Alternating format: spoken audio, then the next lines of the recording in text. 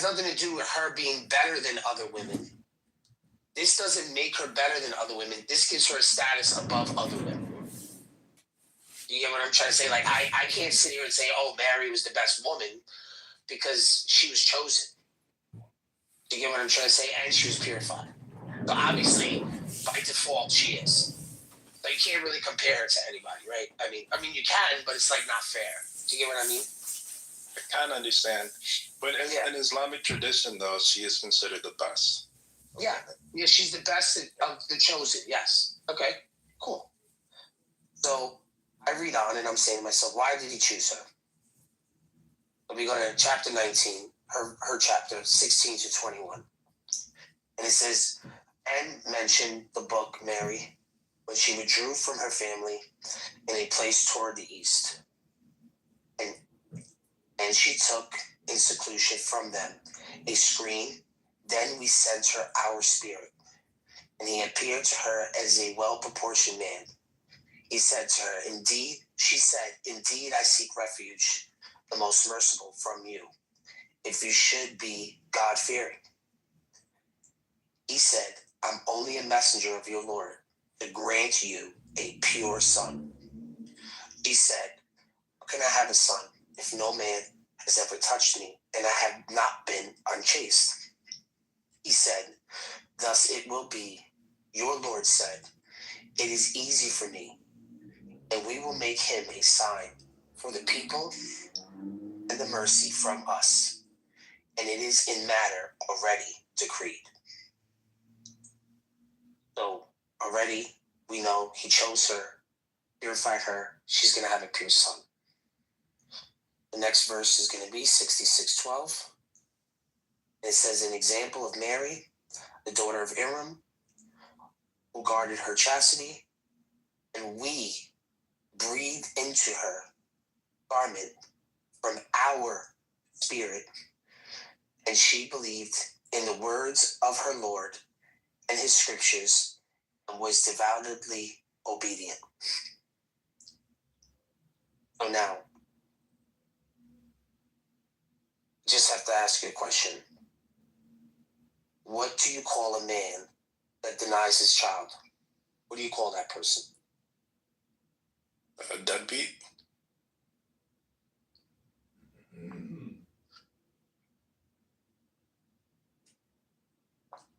I didn't hear what you said. Oh, I'm just saying, like, so I'm not calling Allah a deadbeat. But I'm not either, because Allah's not Jesus' dad. Well, this is the thing, right? We went through the line of reasoning and the hypotheticals that Allah has set. And if he did want a son, all he would do is choose from his creation.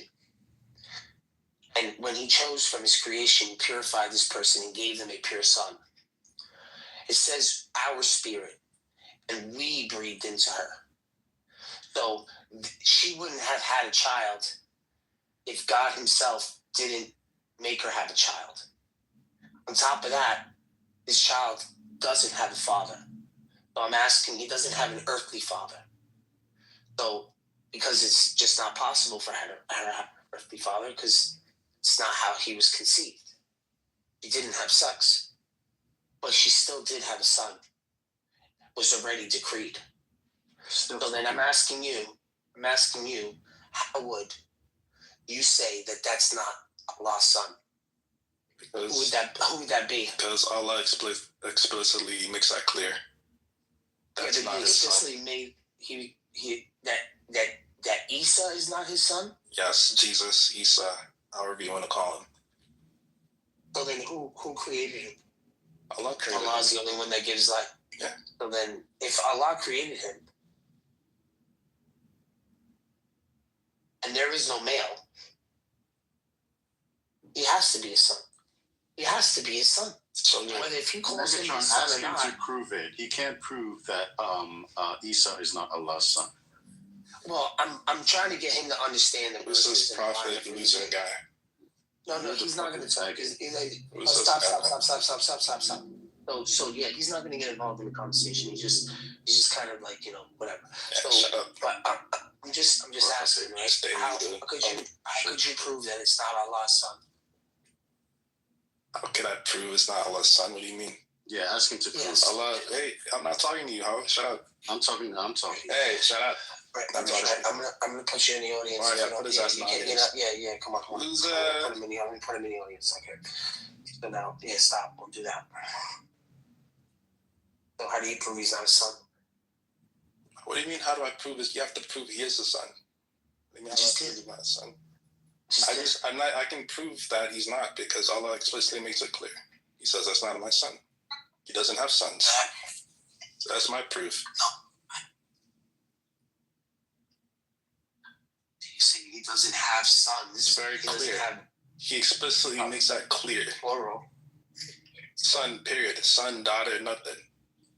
He begets, nor was he begotten. Clear. But we're not talking about begetting and begotten. Sons, there's other Quran verses that say Allah doesn't have a son. You know that. Yeah, but then in this verse it says if he wanted to have a son, he's giving the hypotheticals. I'm not creating the hypotheticals. It's an impossible hypothetical. How is it an impossibility when he's the one setting the conditions? Because he's showing you how that's not the case. Exactly. The other word for this is he's called showing you that it's not the case. reductio ad absurdum. Look it up. Do you have verses that make this line of reasoning? So the line of reasoning is in the beginning, 38. How I started. I started at 43:81. If Muhammad is admitting if he did have a son, he'd be worthy of worship.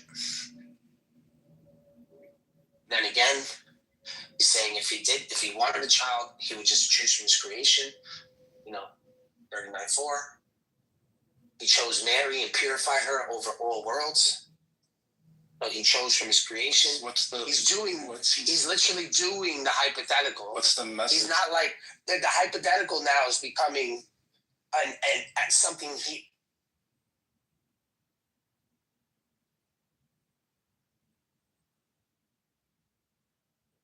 Did he break up for anyone else? Was the one. He says, our spirit, we breathe into her garment. So he's showing all of the possibilities, and now he's making those possibilities come true. Because it is true that Mary did have a son. Mary having a son. Yeah. You would love this verse. Go to Quran chapter 17:42. You would love this one. Yeah. Go ahead. Well, read it for me. I'm willing to learn. If this is a bad argument. Yeah, it's a bad argument. I'm cool with being told it's a bad argument. So let me show you another reductio ad absurdum. That's how it's called in the Greek. Because I just want you to respond though, because the hypothetical actually became the story of Jesus in the Quran, or Isa. Sorry, a story of Isa in the Quran. So the hypothetical is the reality of Isa bin Maryam. Okay, now here's another. He did choose from his creation, and then he did blow his spirit into Mary. He is the one who creates life, right? You're saying even if Isa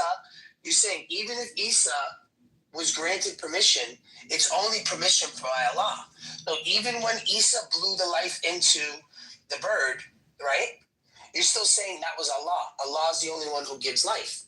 So then it makes sense if he put a life in Mary, then, and there's no male, then he must be the reason why he's alive, correct?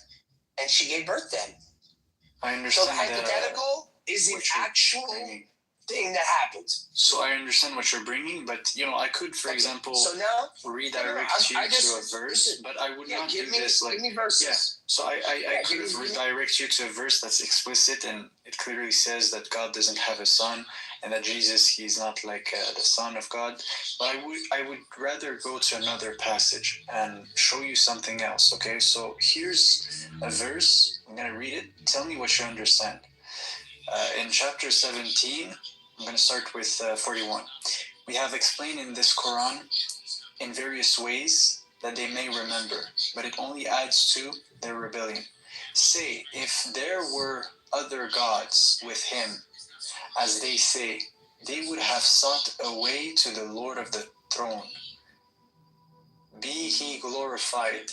He is exalted far above what they say.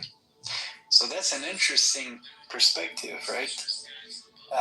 And there's another passage. Can you read that again? Yeah, I could read this again. We have explained. Okay, say if there were other gods with him, as they say, they would have sought a way to the Lord of the throne. So, basically he's saying if there was other gods other than God, they would have fought each other to try to be the ruler of the heavens and the earth, in a sense. It's made up. That's not real. Two guys. I could show you another passage.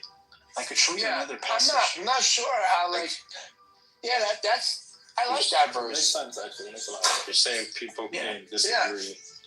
Yeah. It does make sense. There's only one absolute. Exactly. That is correct. Yeah. Yeah. But something but you do realize, right? Stupid. Saying that one God created another God is not what we're saying here. We're talking about Allah having a son. Yeah, so obviously, how does that work? Tell me how does that work? Because it couldn't be, first of all, we know that God is not biological. So obviously, right, biology in and of itself is out of the question. This is the reason why. Does your son share the same essence? Explain this to me. Well, that's you said it yourself. Yes. Wait. Okay, stop, Smiler. No, don't answer him. Don't answer him. Define Don't answer Smiler. What is son? Don't answer Smiler. So, I'm asking you, in the first verse, it states that Muhammad would worship him, so he is worthy of worship. Now, I'm not exactly sure what Muhammad is agreeing by saying that, but he obviously would be of the same essence of his father. Not as a separate God, but as God himself. So, I'm not saying that it is a separate God. That's not what I'm saying. He wouldn't be a separate God. He would be of the essence of God. Because he's not telling Muhammad to commit shirk. He's not telling his own prophet to his people to show him violating his own principles. He's still following the same principle. And he's not committing shirk, because the son would be worthy of worship. So we're not talking anything about Christianity or Christian thought. We're talking in the theology of Islam. Allah is saying, say. And Muhammad is responding. He's not going to tell his own prophet to violate him. So yeah, he would be worthy of worship. Now, the nature of the son. I can't exactly explain that to you because that's not what's in the text. But I will tell you that he didn't violate any of Allah's rules, and he was still worthy of worship. Okay, I want to read you now another passage that's close to the one I just read. So we're building something right now, right? Yeah, but the verse that you gave me does not that would violate the worthy of worshipness, because then he's still worshiping Allah. So he's not talking about creating a different God of him. That would be obvious. His son is worthy of worship, meaning that his son isn't another God. Yeah, so that's the metaphysical implication it would lead to. That's what God is explaining. No. You're adding that. I want to read here something here. Okay, it's close to what we just read. It's another phrasing of the same. No. You're adding that because there's no way he's going to tell Muhammad to admit to believing in another God that's worthy of worship. So no, that's wrong. That's wrong. I'm not taking that as an answer. No problem. Right? Let's read this one. Chapter 22. That first verse. Thank you very much. Verse 21. Or have they taken to themselves gods from the earth who resurrect? If there were in them gods other than God, they would have gone into ruin. So glory be to God, the Lord of the throne, beyond what they allege. He will not be questioned about what he does. but they will be questioned.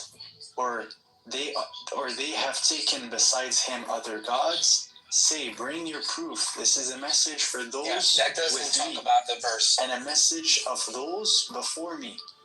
But most of them do not know the truth. That's so has nothing to do with the Son. That's nothing to do with the Son and another God. 26. He's 26. not creating and another they God. Say, so listen, 26. And they say, the most merciful has taken a son to himself.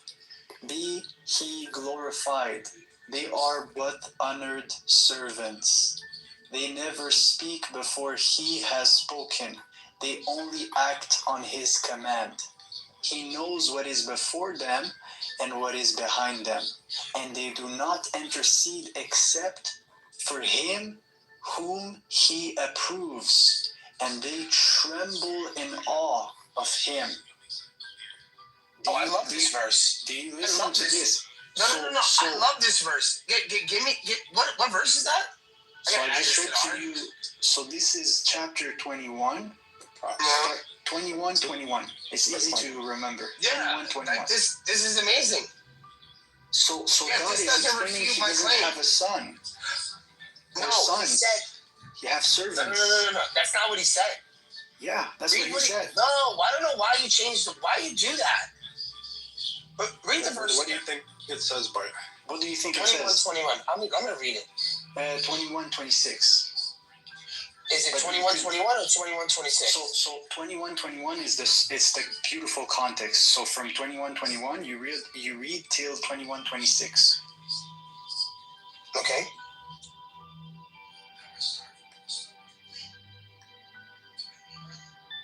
Yeah. Every sentence is so short in the Quran, bro. So why the verses are short? Straight to the point. Compressed meaning. Yeah. So, and they say, the most merciful has taken a son, exalted is he. Rather, they are honored servants. I'm not so sure.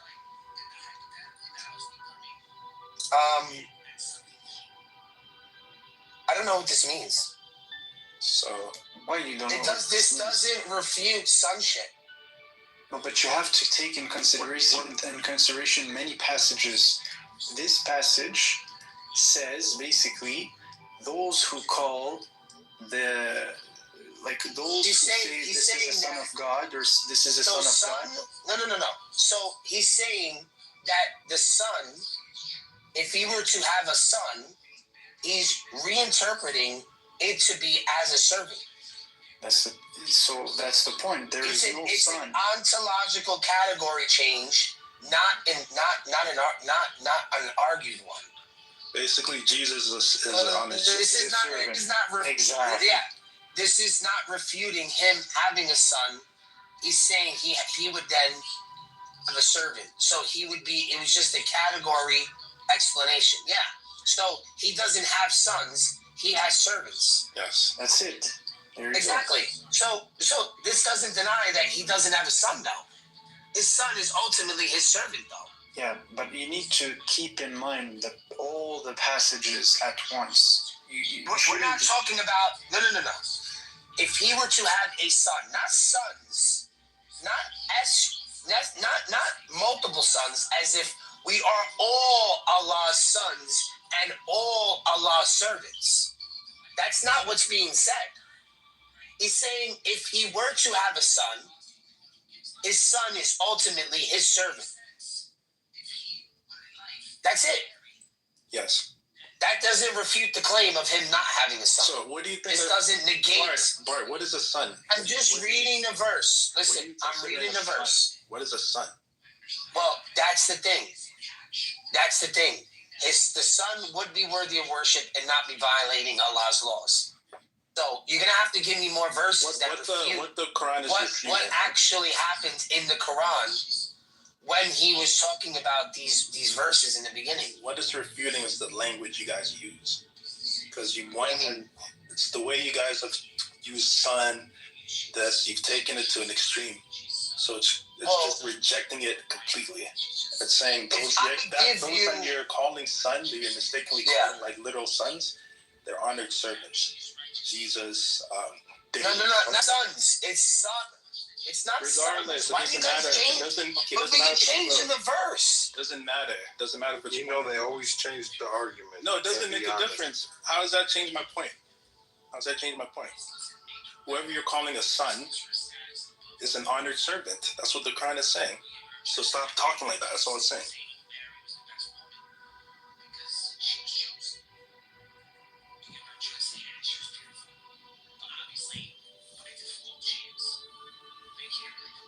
Yeah, but why are you saying sons? It's not son. The verse doesn't say sons. The verse says son. What, 21, 26? Yeah, it says son. It doesn't say sons. Let's see. I remember when I first read the Quran, this one really stood out to me. But it says honored servants in plural, right? It says servant. Servants. My translation says servant. It says merciful has taken a son. Wait, I'm going to read it in Arabic, just one moment, so. Just read it to yourself, because because you're just going to confuse us. What do you mean? It's just to know what the word says, man. He's scared of liking the Quran sound.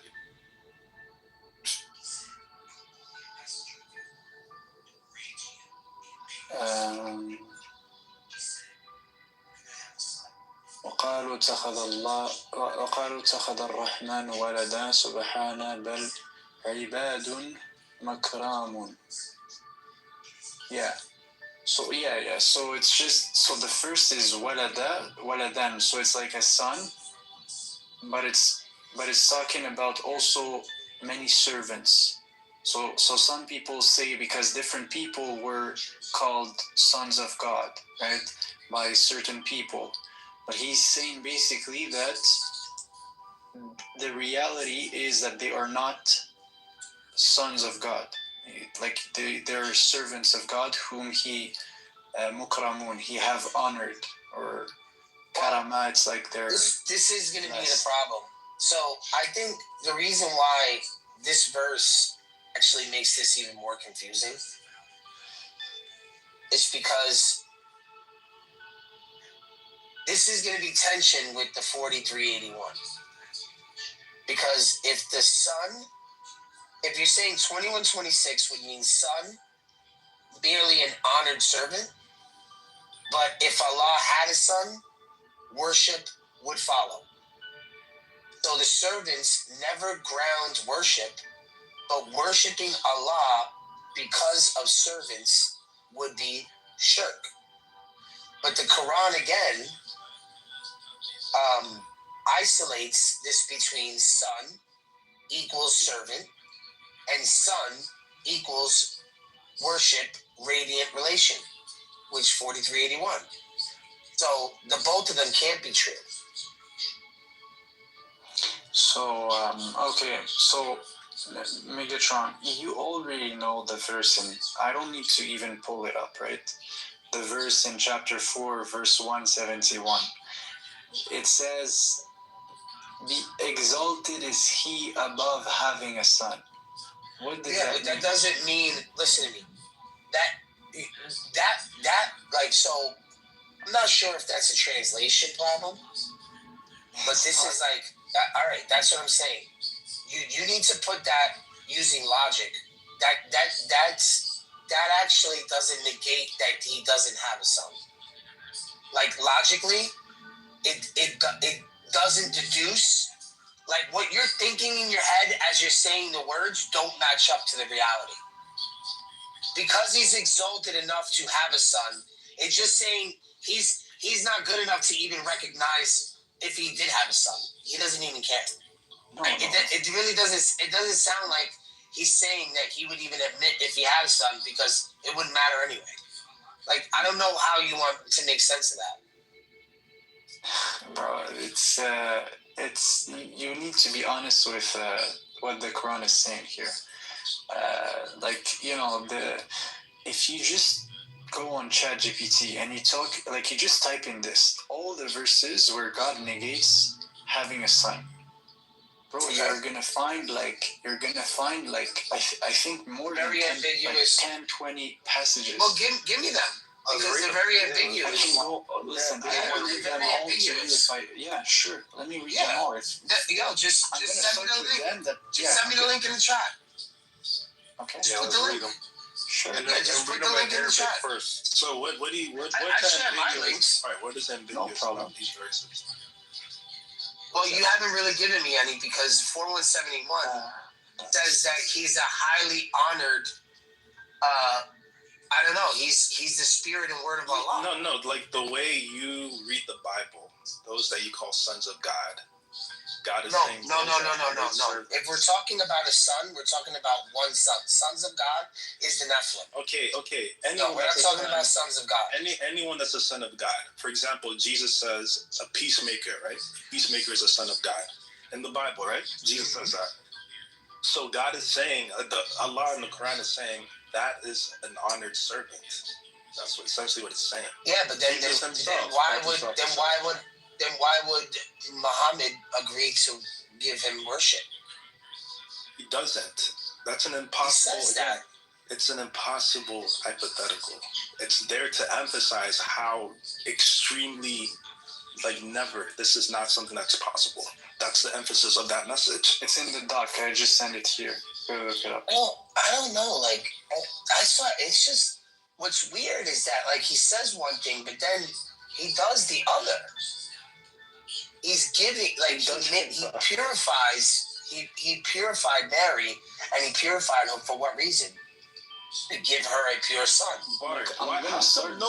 It's so weird. He's the one who did it. It was decreed. How come Muslims aren't confused about this? How come no Muslim will go out of their way to say? I'm not saying. No.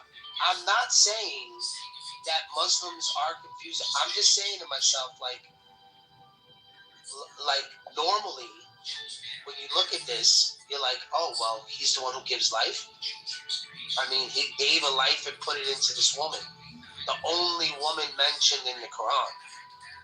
I'm saying to myself, this was a decreed thing. It's not you got to remember, it's not like a woman was barren and she couldn't have a child, like Isaac, like how John the Baptist was, because they still had sex. They have a father.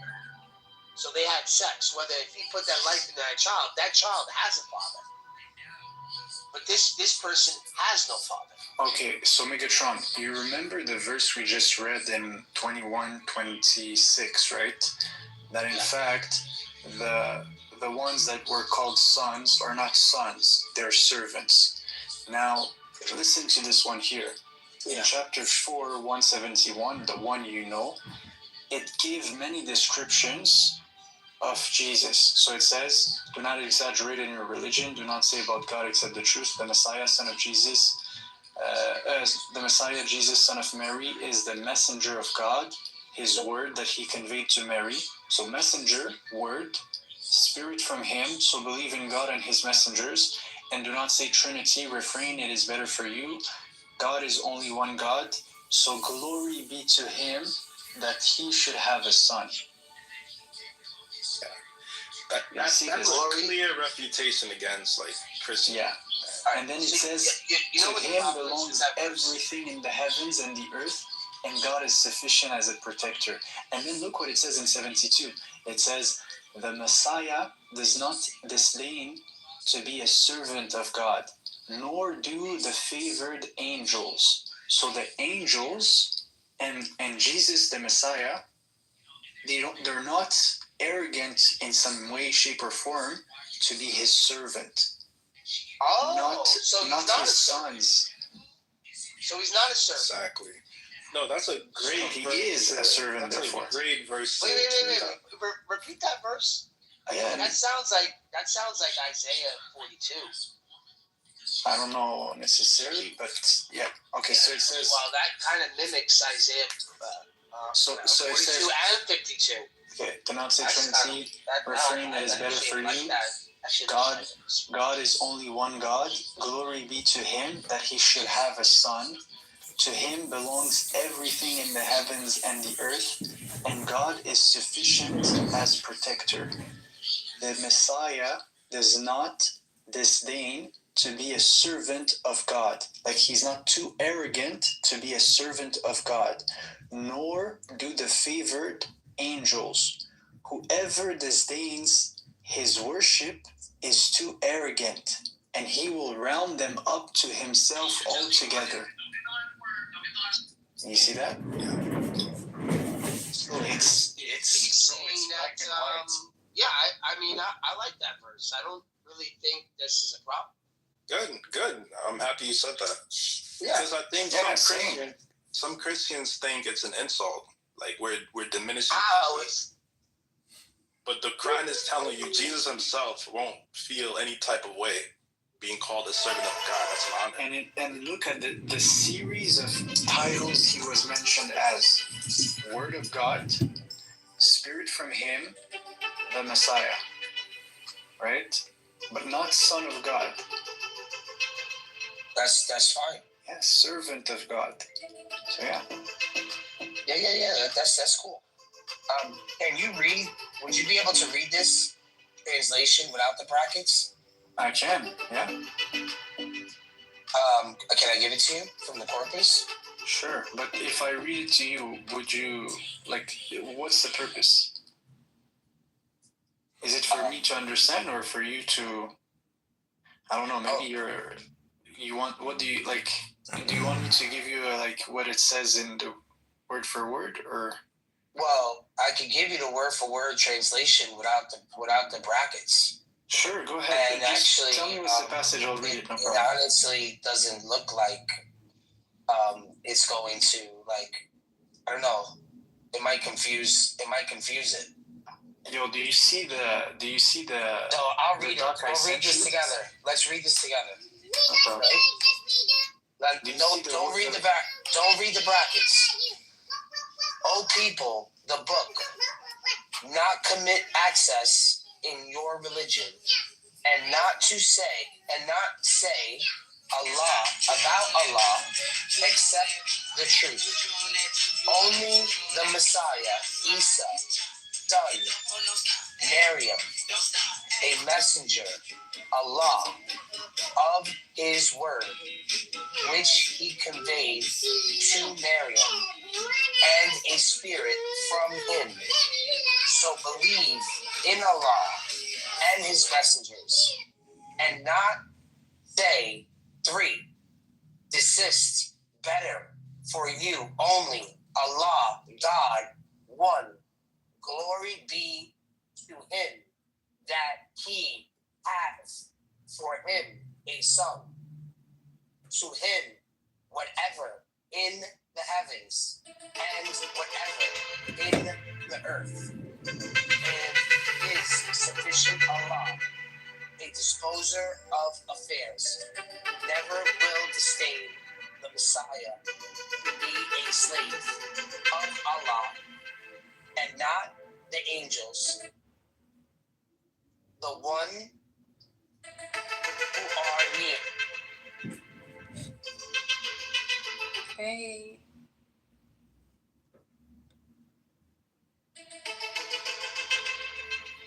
كيفك حبيبي Abi Tartarian, welcome. How are you? I'm so happy to be here. What's up with the buttercup? Did you have some drama, some emotional unresolved conflict? Did you know that she has a son? She has a son? Mm-hmm. Ah! She is a mother. She's a mother, yeah.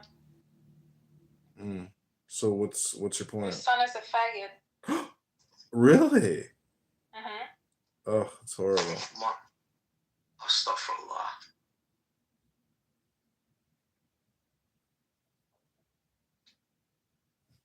What's new? How's your congressman going? Got a little more work to do, but it's pretty much over. They removed me from the ballot. No, why? Insufficient signatures. Oh, damn it, you're on Clubhouse. You couldn't find so many signatures? No, it's the girl in Rockford did not get me good signatures. A lot of them were, I think, bullshit. Some of the people who worked for her were submitting just, bullshit signatures. Well, at least you tried, I admire you for that. Yeah.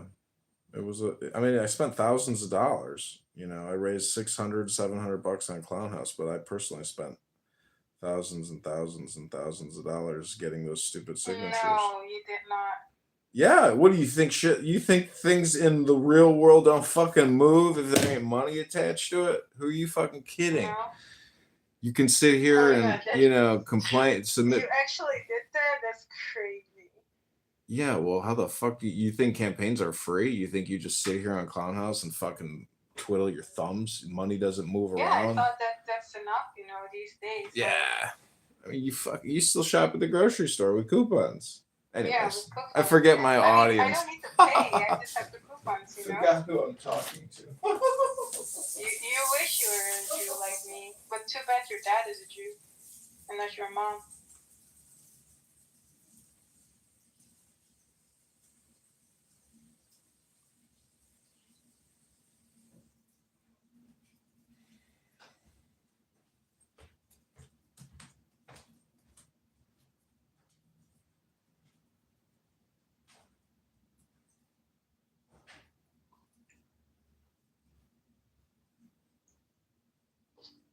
Did you keep the donation money?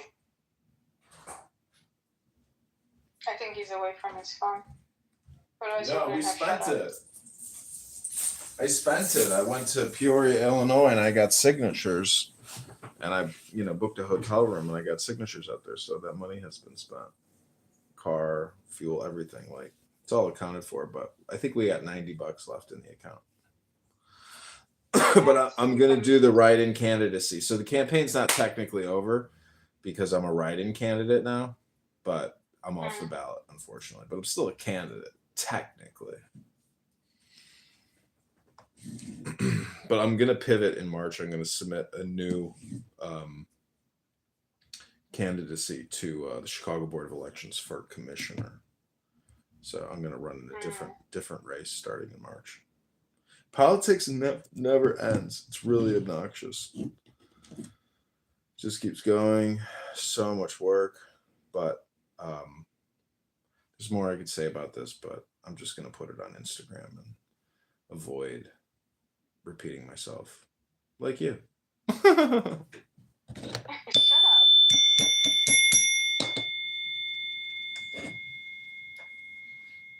So have you encountered Randy? No, I think he is off the app. Did I say anything wrong? Because I didn't do shit. Yeah, you did. Bye. What did I do? Hello? Wow. Assassinated. You're a killer. Yeah, just like that. Bye-bye. Don't want you living in my brain for free. Can't take it unless I get paid. Can't take it anymore. Can't take the syphilis anymore. Hello? Hello? Yeah, this app, it's so crazy how you can just surrender your identity, surrender your ears to people. And in a way, it's like you become their proxy. And that's why I record it all, because it's like, it's so ridiculous to be here to listen to some of these people. It's so childish. It's so immature. It's so petty. It's so pathetic. I've done so many, amazing things in my life, and to like think that your life is like listening to the people on this app. It's like, it's very, very sad, but I feel like... Wait, are you repeating yourself? No, I'm saying that I think what I've done is artistic, but I think what other people have done here Very is artistic, yeah. It's just hypocritical, which means you're a critic, but not an artist. And if you are just a consumer and not a producer, you truly are the ultimate sucker. Yeah, but you cannot only have producers and artists around. You need people who are Consumers. who are gonna consume. Yeah. I get it. Consumers can become artists, but the whole thing is, it's not better every consumer is supposed to be an artist. It's just sellers and buyers, and it's exactly. Yeah. And there are more buyers. Than sellers. See, I'm a seller and a buyer, but not every buyer is a seller, and it's better to be a seller and a You're a buyer. special snowflake. We see it on your scalp, you know? Yeah, well, look at my PTR. The camel is a metaphor for one who can go great distances. And really, the emotions is the water of subconscious internal friction. And the camel can go so far and return with absolutely no water in its system and survive. So the whole thing is the ability to go far out. And really, it's about transportation and communication. So, hello? I'm also, you'll have And to what check. about that black man on the camel? What does that symbolizes? Can you check out my TikTok? It's John Kitover. I have filmed. No, I don't have TikTok. Oh no. Well, anyways, I do, Sorry. and I've been recording TikTok for like a week now. Oh, I have so many rooms on, so many clubhouse rooms on TikTok. Yeah, do you have any success? Yeah, it's getting views. But the coolest thing is the filter because I'm the Grinch. I'm this green furry thing. It's perfect for you. Yeah, because Grinch is kind of like Maybe you can a even grump. put a filter so you have a little hair, you know? Well, yeah, you actually can't tell I'm bald. But the thing that's funny about it is because the Grinch is like a Christmas thing, and I'm kind of grumpy. But I feel like, if people watch this and they're like, dude, this guy John Kidover's hilarious. This is genius. This is really funny. And, I've really enjoyed his TikTok. And wow, it's like art because it's like video art. And, you only get to live once. So whatever you create is what you create. And then you croak. And then you're just in the history books. So the new history books are on TikTok. The new history books are on YouTube. The new history books are in the palm of your hand on Instagram.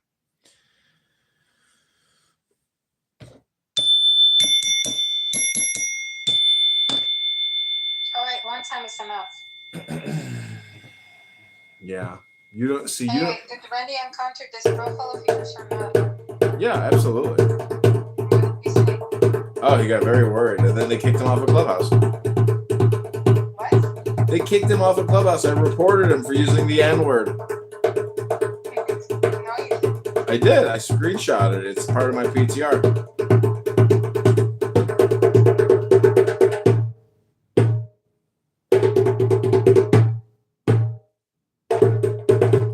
Where? It might be on a different profile.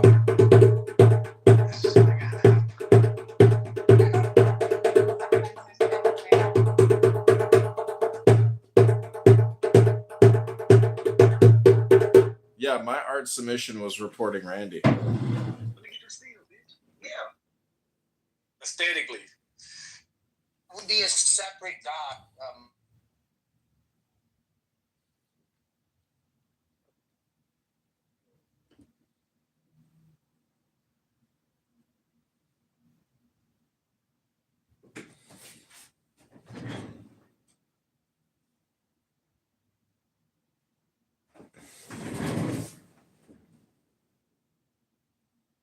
And it's interesting because I think this type of confusion happened in different civilizations. If we grant we're all human beings, we're all, we are aware of angels and we are aware of all these beings. The Babylonians, the Egyptians, like maybe they had their prophets, they had the people in their time that have encountered such beings, right? And that could have been something, right? That could have been a thing to transform an angel as a deity, and then people just start worshiping the angel, and they call the angel, a son of God, right? Whereas in reality, the angel is simply a servant of God, right? So I'm just saying, like, for me, it's a valid point. It is. So it purposely wants to override the previous text when it comes to this sort of stuff. So then it knows what the other text is saying, correct?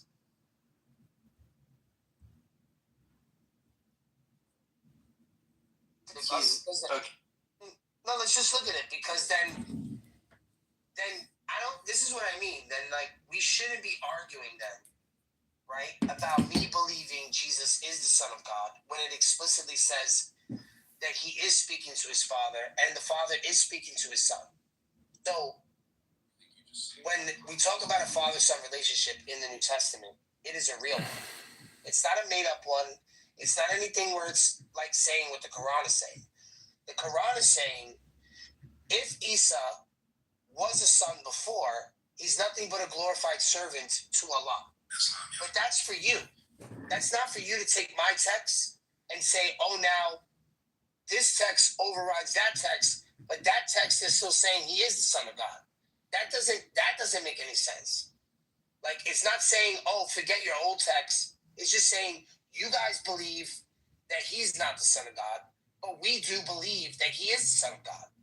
But then we shouldn't be fighting about, like, you telling me I'm committing shirk because I'm not a Muslim. I'm a Christian. And in the Christian book, he is the Son of God. You get what I'm trying to say, King? Like, we shouldn't be trying to convince you that Jesus is the Son of God, because in your book he's not. No, but in my book he is. It's about how you understand that. If you no. You can't now take your text and interpret it to me. But honestly, I don't have an issue with you saying that. If your understanding. Well, that's what my text says. I know. If your understanding is he's an honored servant, God sent him, he's close to God. Yeah, okay, fine. If that's how you want to use that terminology. But the Quran is it's completely saying stop talking like that, because you're confusing yourselves and everyone. Yeah. So the idea is saying to the reader of the Quran that they shouldn't talk like that. It's not telling you to tell the Christian not to talk like that. Where does it say? Telling everyone, including everyone, including the pagan Arabs. I'm not a pagan Arab. I know. I'm the people of the book. Because even they used to associate angels as daughters of God and other. That has nothing to do with Christianity, though. It's all in the same category, though. No, you can't put me in. I'm not a pagan from fucking Arabia. You can't say that to me. I'm the people of the book. I'm the Christian closest to you guys. I'm not saying you're a pagan. So I'm saying that understanding of I'm the Christian in your book closest to you. Your God and my God is one. I'm saying the Quran is just shutting down that terminology, so it doesn't confuse. For you, for the Quran reader. For everyone.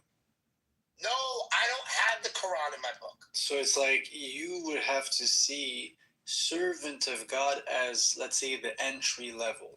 And then the verse we just read before, it says servant mukarama. You know what's funny? I just think of hanging out with Arban. Like, I think it because I've hung out with I have so many Albanian friends, right? Okay. Hung out with Albanian friends and they were Muslim, and I never knew they were Muslim. Never knew they were Muslim. They dated girls that had crosses, like, had rosary beads tattooed to them, right? They never I've ever heard them even care to ever have a conversation about their girl or the woman or the mother of their children believing or saying that she's a man worshiper. Never in my life. The conversation never came up because he didn't believe that, but she did. Yeah, but they got along. Like, it was never like, oh my God, I can't be your friend. Some culture and people are situated in a geographical location where there's more mixed, like more diversity, right? Christians and Muslim living side by side for like centuries.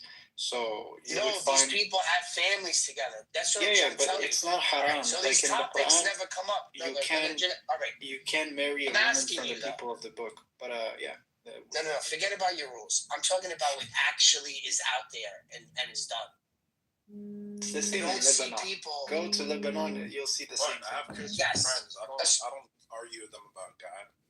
No, but that's what I'm saying. Like, so then we should never be arguing about whether Jesus is God, whether if he's the Son of God, because obviously to you, he's not the Son of God. And like, I'm okay with you saying Isa's not the Son of God. Like, perfect. Isa is not the Son of God. In your rules, if Allah did have a son, even if it looks like Isa is his son, he's just a glorified servant. Yeah. Which you want to know something? Like, if that's what you call him, Isaiah 42, Isaiah 52, all these Isaiah verses actually make sense to you guys. You guys can actually use Isaiah and some of the shit in the New Testament that says he's a servant of God. Yeah, it's not a new idea. Yeah, those verses would pertain to you. They wouldn't be, I don't think they're not supposed to be used to negate my belief, though. That's the thing. You could say, yes, these verses fit with the Quran, but they're not meant for a polemic to say, your book is wrong because your book agrees with my book, so the other verses must be wrong. That's not how I'm thinking that you're supposed to be taking the text. You're supposed to be taking what you're saying. Oh, if it pertains to the Quran, then yeah, it makes sense. But those other verses, those aren't for us. That's for you. Like, I think that should be the attitude, right? Right, King? Do you get what I'm trying to say? The problem is when you guys call Jesus. Why is that? I don't have a problem. No, I'm just telling you. I have no problem with that. When you guys call Jesus Son of God, you're referring to him actually being the same. Do you know what I'm saying? Like, no. But King. Did you just listen to what the last I listened to what you said. So Megatron, what you said actually is it's a smart point. You know, it's not how can I say this? It's not contrary to like the understanding necessary. Like it's okay. It's great actually to read a book that literally talks about like the Messiah and he's a servant of God. Like it approves what's in the Quran. I agree. Yeah. Now the thing is this, right? So why turn around and say to me, because I'm still taking those verses, right, along with the verses that it came with, right? And it's still saying what I'm saying. You're taking parts of what it says to say what you're saying. All right. So we're still in agreement. So imagine. Why do we have to convince? This is the thing.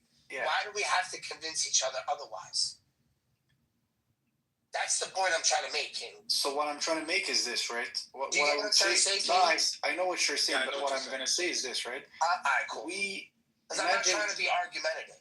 Okay, Megatron. Imagine we play a video game together, and we spawn in different areas, right? And we have different truth and different, tools, and we are able to communicate like we're communicating right now.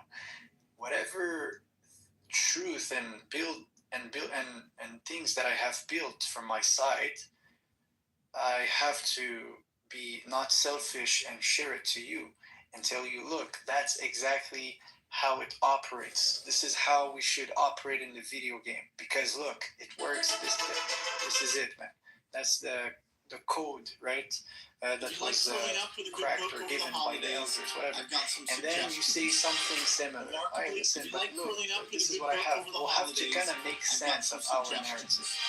But if we're making sense of the narrative, I'm just saying, the conclusion will have to come together and just say, the understanding of God must be the same, right? That, like, the way we understand who Allah is, whether it's from the side of the Jews, whether it's from the side of the Christians, whether it's from the side of the Muslims, it should be the same. There shouldn't be a difference on the base of our temple, which is God. He's the base of our faith. Right? So, in my faith, whatever it's within my heart, it's not different than whatever you have in your heart. We're all sons of Adam, right? So the light that I have here, it's the same light that you have there, right? So we're not here to kind of like promote like any type of misconceptions or delusion when it comes to God. So we'll have to be honest. And if you have information on your side that would be helpful to me, man, share it. I want to learn. So there's a lot of stuff that the Jews saying that a lot of the verses that you say that I don't like.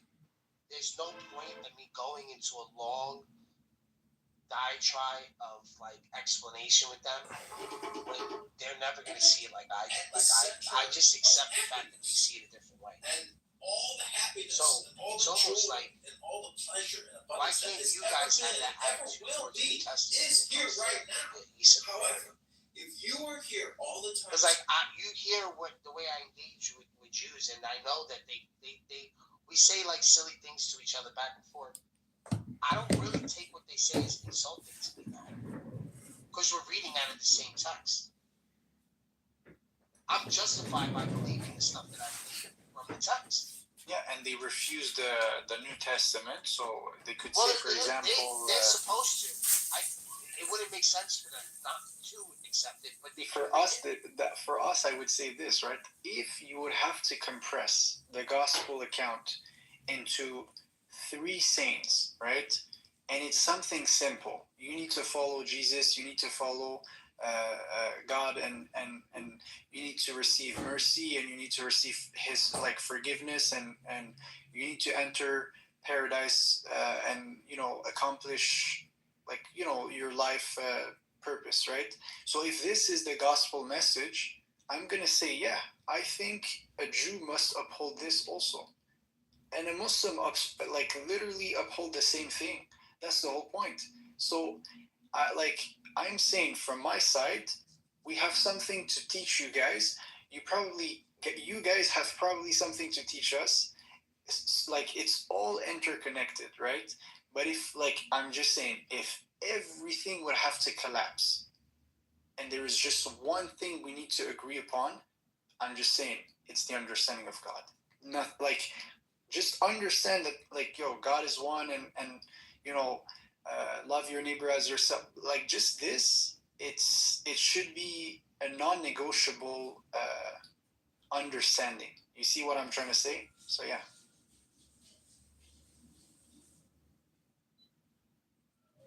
Bart, what do you think we're giving you a hard time on as Muslims?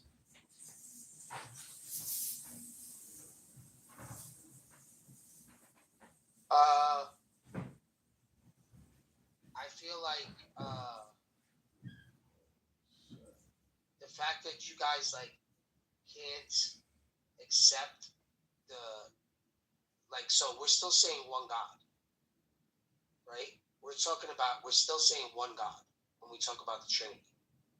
So I know that you guys like to use the verses, and you like to leave out certain messages from it, which probably makes sense to you. I'm like, oh, all right, it makes sense to you that Jesus is this, he's this person, right? That says it, that's in your book, right? But if I keep reading the text and I'm following the whole book, it's going to say what I'm saying. To say that my book doesn't say it when I'm showing you it does, like the conversation we had the other day with this guy, the guy in the room that got kicked out, which I wish the language was better. He was saying firstborn. He couldn't understand that concept. Even though we showed him that Israel was the firstborn, David was the firstborn, but Jesus was the firstborn of creation, and that all things were made for him, by him, for his authority. That was a different status of firstborn. He couldn't get over that point because it said firstborn. That's the part that I'm starting to that I start to get a little frustrated on, because then do an internal critique, internalize the text, put yourself in the shoes of a Christian, and say, yeah, to the Christian this makes sense. Just like when I speak to the Jew, I can say, yeah, it makes sense, but I don't believe it, but it makes sense, so that you can actually have the conversation about the text instead of always trying to refute the text. That's the one thing, King, that I don't understand about Muslims, is that instead of having a conversation about the text so that you can actually understand what I'm saying and I can understand what you're saying, right? And then we got deeper conversations, right? Because then we're really giving the meaning of the text. Once we engulf it, then we're getting into better conversation. Why always go into the conversation to refute what I'm telling you the text says? That's the question. I'm going to tell you why. Really instead of trying to understand it, you're just sitting back thinking of what to say so that it says what I'm not saying. I'm going to tell you why. I don't get that. Why is that always so listen. Yeah, it's fair. And I'm going to tell you why. So try to imagine what I'm trying to say right now. Imagine there's 3 rooms. One is the room of the Jews. One is the room of the Muslims. One is the room of the Christian. I'm going to say on where you were born in the room of the Christian. You had truth, you have understanding, you have a lot of things that are true, right? Same for the Jew, same for the Muslim in their own rooms.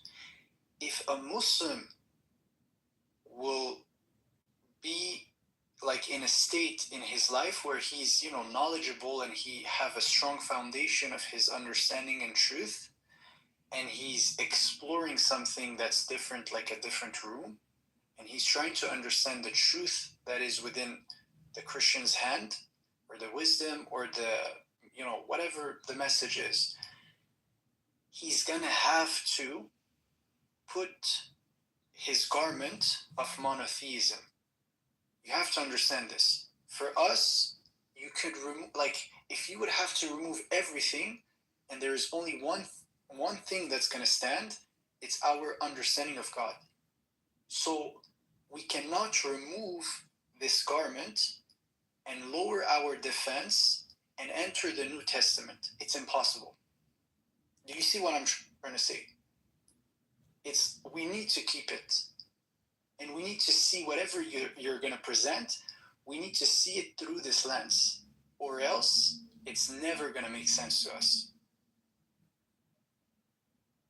So I'm trying to say this like in a way that's making sense. And the Jew who's going to explore the New Testament, I'm going to say he's going to do the exact same thing. He cannot remove the garment of his understanding that he has about God. It's impossible.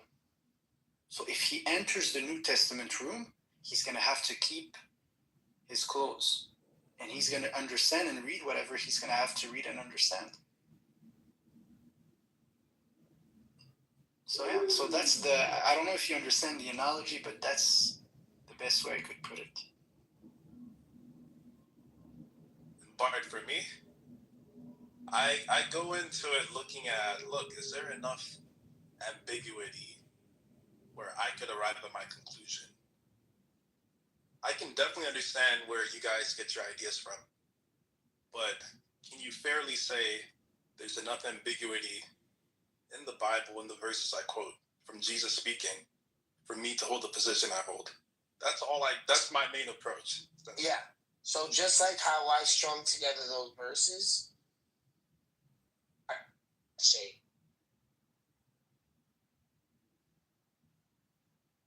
I can't hear you. Break up. Like just how I strung those verses. I disagree with you.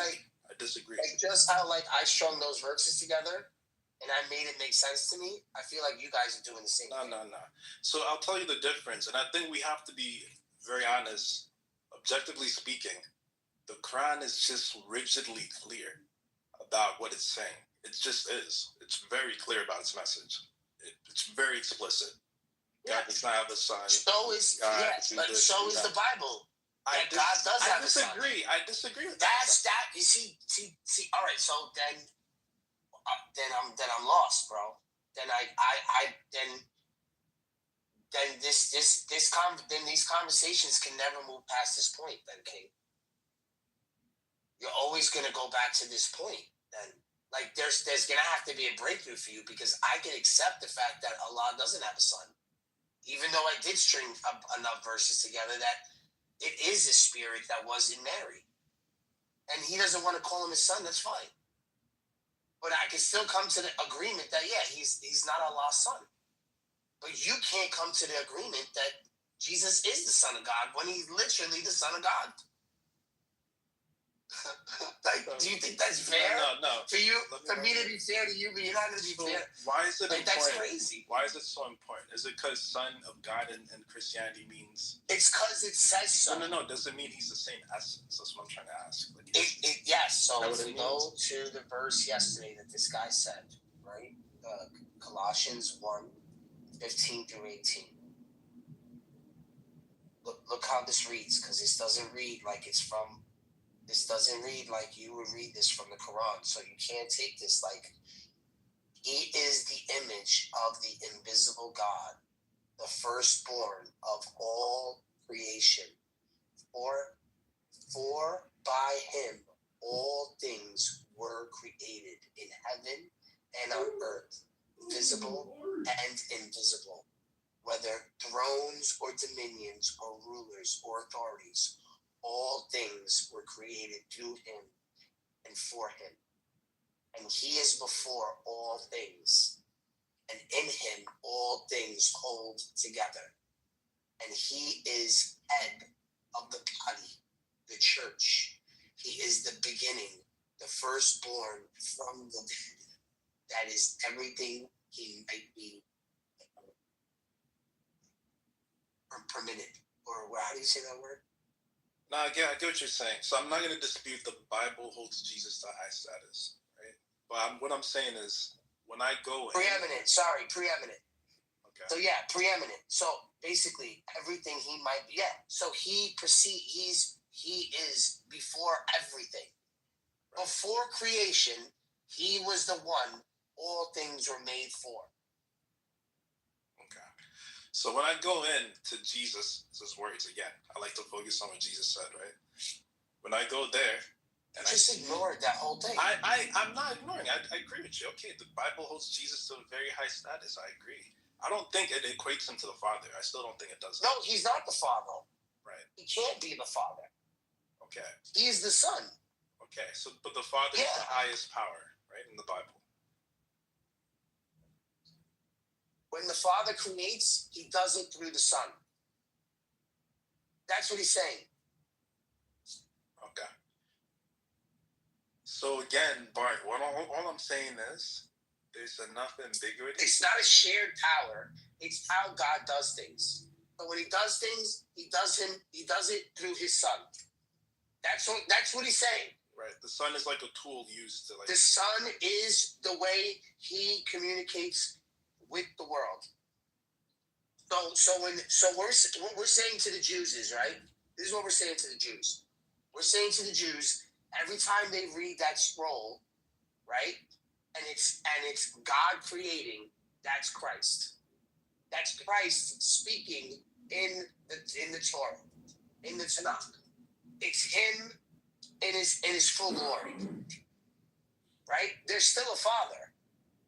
We're not denying the Father. We're saying, though, that the Son is the one who's speaking the visible. He is the visible, and he is the visible God. He is the one the prophet spoke to. He is the one authoring the Torah. He is the Word of God. The Word of God is the Son of God. Right? Through the Father. The Father's always involved. He's always there. The Father and the Spirit are always there. They're always present. They are one. That's it. There's it's not saying that one is higher than the other. No, there is no one higher than the other. That doesn't make sense to say that. But when you're praying, they are one. Okay, Bart, when you're praying, right? Pray to the Father. So you're praying to the Father. Correct. Okay. So you're making some kind of distinction there. Yes, there's a distinction. Yes. You know why? Because Christ made it known to us that the Father is God. Gotcha. Right? But the one revealing it to us is God. Yeah. Through his Son. Okay, so is the Father Jesus? The Father cannot be Jesus because we cannot see the Father. Okay. We can only see God through the Son. So you have a different view, because I've heard Christians say the Father is Jesus. So. No, that's not possible. That's the ambiguity I'm talking about. Yeah. So ignore those people. You should ignore those people. I'm literally all right. So the reason why I'm telling me, right, with my position, the reason why I'm telling you with the authority that I'm telling you, and you know what, people don't have to agree with me, but at least I'm coming to you, right, with a tradition with 1.2 billion people that hold to these traditions for the last 17,000 years, 1750 years, 1800 years. Like consistently having this belief, taking the blood and body of Christ on a daily basis. It happens every day, all the time, and this is the tradition. This is what we're saying. So, like, I get what those other people are saying, but they probably don't have the same traditions that I hold. And you know what? They have their reasons, but they don't have the same theological background information that I do. But don't you think that's an important? I have a deep theological background information that has priests, bishops, papacy, churches all around the world, mission work. We're talking about like hundreds of thousands of people, saints, everything, scholarship, like just stuff all over the world. I know. Like ridiculous evidence. But don't you think that's an important distinction, though? For them, yeah, I could argue with them all day, right? But I'm only going to be pushing my dogma down their throat. But they're not forced to believe my dogma, and it's not going to hinder on their salvation, right? Because as a Catholic, I'll just say they're ignorant to knowing certain things because their traditions have gone astray, and I'll just say they're falling short. But guess what? They can still be saved because they're justifying their ignorance. What about? That's all I would tell them. Well, you have a doctrine that says it's not possible for Isa to be the son of Allah. So then, how could I blame you, right? When you have the text in front of you stating that he can't be the son of Allah. So then I'm going to have to say, well, you know what? If he believes that's his God, right? And that's what his doctrine says to follow, then, who am I to say that, even if you take verses from the Bible and say, oh, look, this is saying what my book is saying. Who am I to say that you can't say that? I'm going to be like, you know what? Yeah, that makes sense to you, right? Bart, based on what you just said, we pray to the same God. We pray to the God that sent Jesus, both of us. Yeah, so all right. So then what are we really fighting about? I'm not fighting you guys. I'm not. No. I'm just saying. Instead of us constantly trying to give the ambiguous verses, why don't you just this is what I wish a Muslim would rewrite like the New Testament in like their way. That'd be fucking great. I think that would be cool, actually. I agree. Yo, so Megatron, I'm working on this actually. I could do this, man. Okay, so what I did. But imagine, you know how I think you guys could do this? Here's the thing, right? Here's the thing. Would you read a Muslim translation of the Bible? I don't think so. What do you mean? Why would it be important? Why would it? I would read it just for educational purposes. Every time it says son, I'm gonna have to say servant. Oh, that's perfect.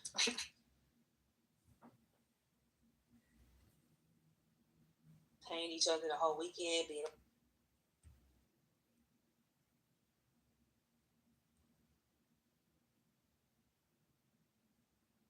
one rock. It's a rock, not rock. That's it.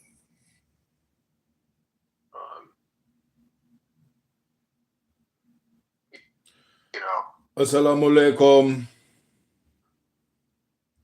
And so it can limit, the extension that people value, which is the ability to be able to succeed, be able to excel. So, I mean, can you imagine a society in which, everybody is equal? By that logic, basically, if everybody's completely equal, then realistically no one can succeed because somebody has to lose. So. No, that is not true, Necro. That is just like your opinion. When you have two Burger Kings and a McDonald's next to each other, both restaurants increase their sales because of the collective herd psychology and the tide rises all ships. You see, Necro, you have a lack of perspective. that was not a made up accent. It's impressive. I have to work on that. But so regarding the work, I mean, success does not have to be at the expense of others. We all succeed. There could be healthy competition or ugly competition. Healthy competition, everybody can succeed. Imagine me, you, and everybody else in the room. Let's say we're hard working, trying to find the first cure, let's say for malaria, something that takes millions of lives every year, or something even more horrendous, something like cancer, and now we're all competing. Now it happens to be you, Necro. You actually discovered the cure first. Now me, Tabuk, and others in the room will be a bit sad that we didn't get to get the glory and fame for this. But guess what? When any one of us falls ill, we will actually benefit from your success. So it's a win-win everywhere. Yes, we don't all equally win. You will get the biggest prize here. You get actually a Nobel Prize. Now, this will be awarded not by some politics as normally they're awarded, but you will actually should really merit a Nobel Prize, and we'll applaud you for it. Because when Tabuk or somebody else in their family falls ill, they will applaud you because it's Necro that actually was utilized. His actual invention is a cure, actually now saved somebody's life. So this is a win-win. Now, the next thing that we're competing on is the cure for malaria. Now, I get to find this. Now, you go all sad.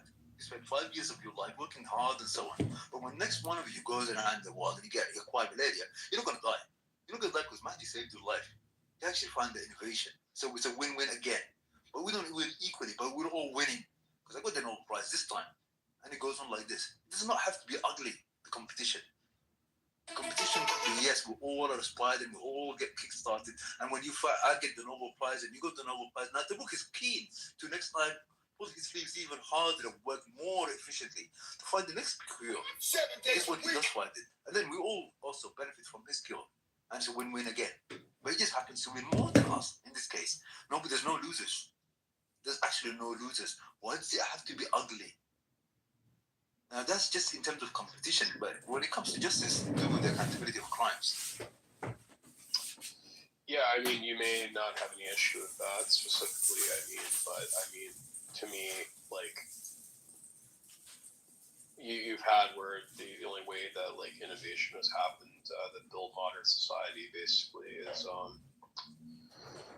where you've had the free market, which allowed people to decide to where you had it where the only way for people to improve is to be able to compete for the person's dollar, for the consumer's dollar, and this gave everybody the opportunity basically to have work from having the person who made money off of providing something that consumers wanted, and so in many ways it's arguably that the free market is necessary, that that private enterprise is a way for you to have consumer choice, which inevitably means that there is going to always be inequality, or specifically that inequality is something that's going to be a feature of that system. Yeah, I wish if there was such a thing as a free market. I mean, I think that's just unfortunately it's a deception and praise. There isn't such a thing as free market normally. I mean, I'm not an advocate of capitalism or communism. I think both of one-dimensional philosophies that have caused massive horrors and terror in the planet, both of them, because there's nothing free about either of them. Now, one of them appeals to this idea of decentralizing everything, and so that everybody now can go and grab wherever they can. Capitalism. The other one is centralizing everything where it's common to everyone. Then you get equal so-called disposition, irrespective of merit or otherwise, as communism. Now, these are the main drives of them. Their main focus is just the material so-called disposition, how it is done either through the hands of the few or the hands of many. But everything else gets to be now rewritten in the shadow of this. Human rights are abused at will because they're not the focus of the system. Or we don't even have to go. We don't have to go to the free market, really. I mean, essentially, you take like any sort of sport. It's like You have it where specifically everybody benefits from seeing their favorite teams play and compete specifically. That somebody uses the game aggressively. And if you take away that system, it's essentially it's not a win-win; it's a lose-lose because everybody loses in that system. Yeah, but that system is actually, there's not so everybody wins. It's actually, let's take a sports team, let's say call it whatever it is, basketball or football or whatever it may be. And these are two teams competing to show their skill. Now, there's not necessarily a loss. It's just you never had it. Never had it in the first place. You got beaten by the better team. What did you lose? You didn't lose anything. Now, what you could do is go to the gym next time, and you could actually train much harder, or recruit the better talent, or cultivate better talent. I don't think talent is necessarily always inborn, but you could. But there's not necessarily a loss. If the better team won, what did you lose? You didn't lose anything. You put your skills and match them against the skills of another, and the skills of the other outwitted your skills, and so there's not a loss here. It's just a reality now. It's just being portrayed. That's if it's the game normally is played on so-called professionalism. Most of these games, sadly, are at least there's an aspect of luck involved. You could see in all of these sports, there's an issue of luck involved, particularly these kind of team sports. So they didn't lose, so they're a last winner, is what you're saying? I'm saying no, their skills were exposed, that their skills were lessened. This is what's really happening in the game. They two matching teams, 11 players on either side. They are there not to win or gain. They're there to show the prowess of their skills relative to another. Now, when what they call losing the game, the skills, they haven't lost anything they never possessed before. They've never lost anything in real terms. Yeah, it's said that they lost the game. But in reality, their skills were less of a match than the skills of the other team. Realistically, the other team was better organized. It actually happened to score more goals or more whatever points than their team. Their team did not lose. Their team was just eclipsed. There was nothing that the team did not have or had, and they lost it. But it's still zero-sum, basically. I mean, it's like you still lost, basically. I mean, you can blame you not having a skill, but I mean, you still lost, pretty much. Yeah, if you want to call it that way, that they lost in just the colloquial terms, but in reality, they didn't lose anything.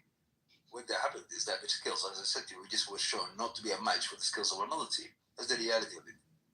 So we could say colloquially they lost the game, but in real terms, they didn't lose anything.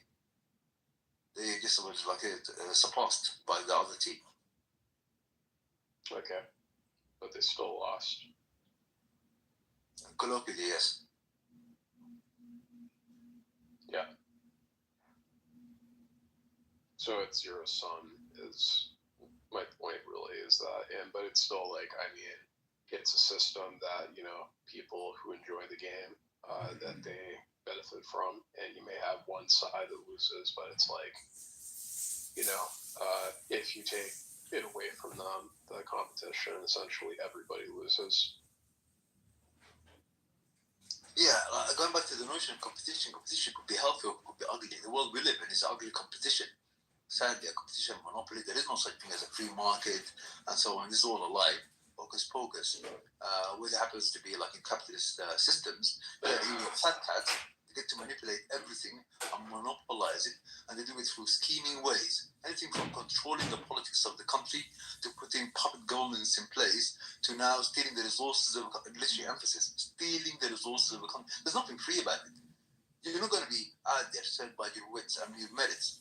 So you might have the brightest idea, the best product out there, and so on. Certain companies, what they could do, just buy you off. That's the one element. Other element is that they could literally get the politicians not to give you a license to actually develop your business. You would put forward a proposition for a license to conduct the business. Yeah. It will be turned down based on discretion. Because some of the politics out there, they're not people representing the public. They represent corporations who are themselves criminal. That's what usually happens in so-called capitalist system. Yeah. Well, I can agree with that. Simply that the system we have is where basically that the government, since it's being bribed by corporations, has created zero-sum games while in the free market. I mean, you actually can, in functionality, have, or ideally it's meant to be understood as a, positive sum game specifically, or non-zero sum game, because, the ideal is that basically if I, want to, have, steak while the other person, and I make potatoes while the other person wants potatoes while they were the ones who raised cattle, then, we both trade, because I value the steak more than he values, more than I value potatoes, and, he trades his steak with my potatoes, because he values my steak more, or my potatoes more than he values his meat. So we both win, basically, is ideally in that sort of exchange. Well, if the government decides to bail out a corporation, you have the government deciding who's the winner at the expense of everybody else, basically. Yeah, I agree. Governments need to look at them. Anyway, let's say salam to Tabuk and others. Tabuk, do you have anything to comment on this? I'm actually quite curious about your position as an atheist.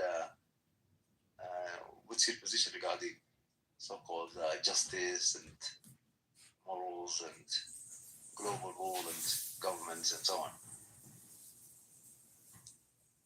What is your position, ya Mahdi? Stop asking me questions. You never answer questions. You just ask questions. I want to hear your opinion or position you have once before I die. I thought you probably heard my position already if you're in the room for a while. I do. I'm a person who doesn't believe. All you do is criticize like leftists. You never say what do you have. Are you criticizing? Okay, there are two things. Brother, are you criticizing from a philosophical? Are you criticizing from a philosophical point of view, like we're in an agnostic room, or we're just criticizing the concept of justice, huh? Brother, or you're criticizing from a Muslim point of view? How are you using this word philosophical point of view? Habibi.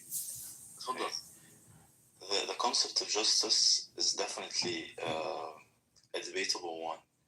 It's a synthetic proposition. There is no global universal agreement on it. We can sit and take off our hats and say, this is what Mill thought, this is what Rawls thought, this is what Hobbes thought, this is what Plato, Aristotle thought, etc. And what do you think, But you are coming saying, Bismillah ar-Rahman ar-Rahim, qala Allah, and you're coming from position of the Quran and the truth and Allah and Islam knows what is justice, okay, right? Or am I wrong? You're wrong and you're right.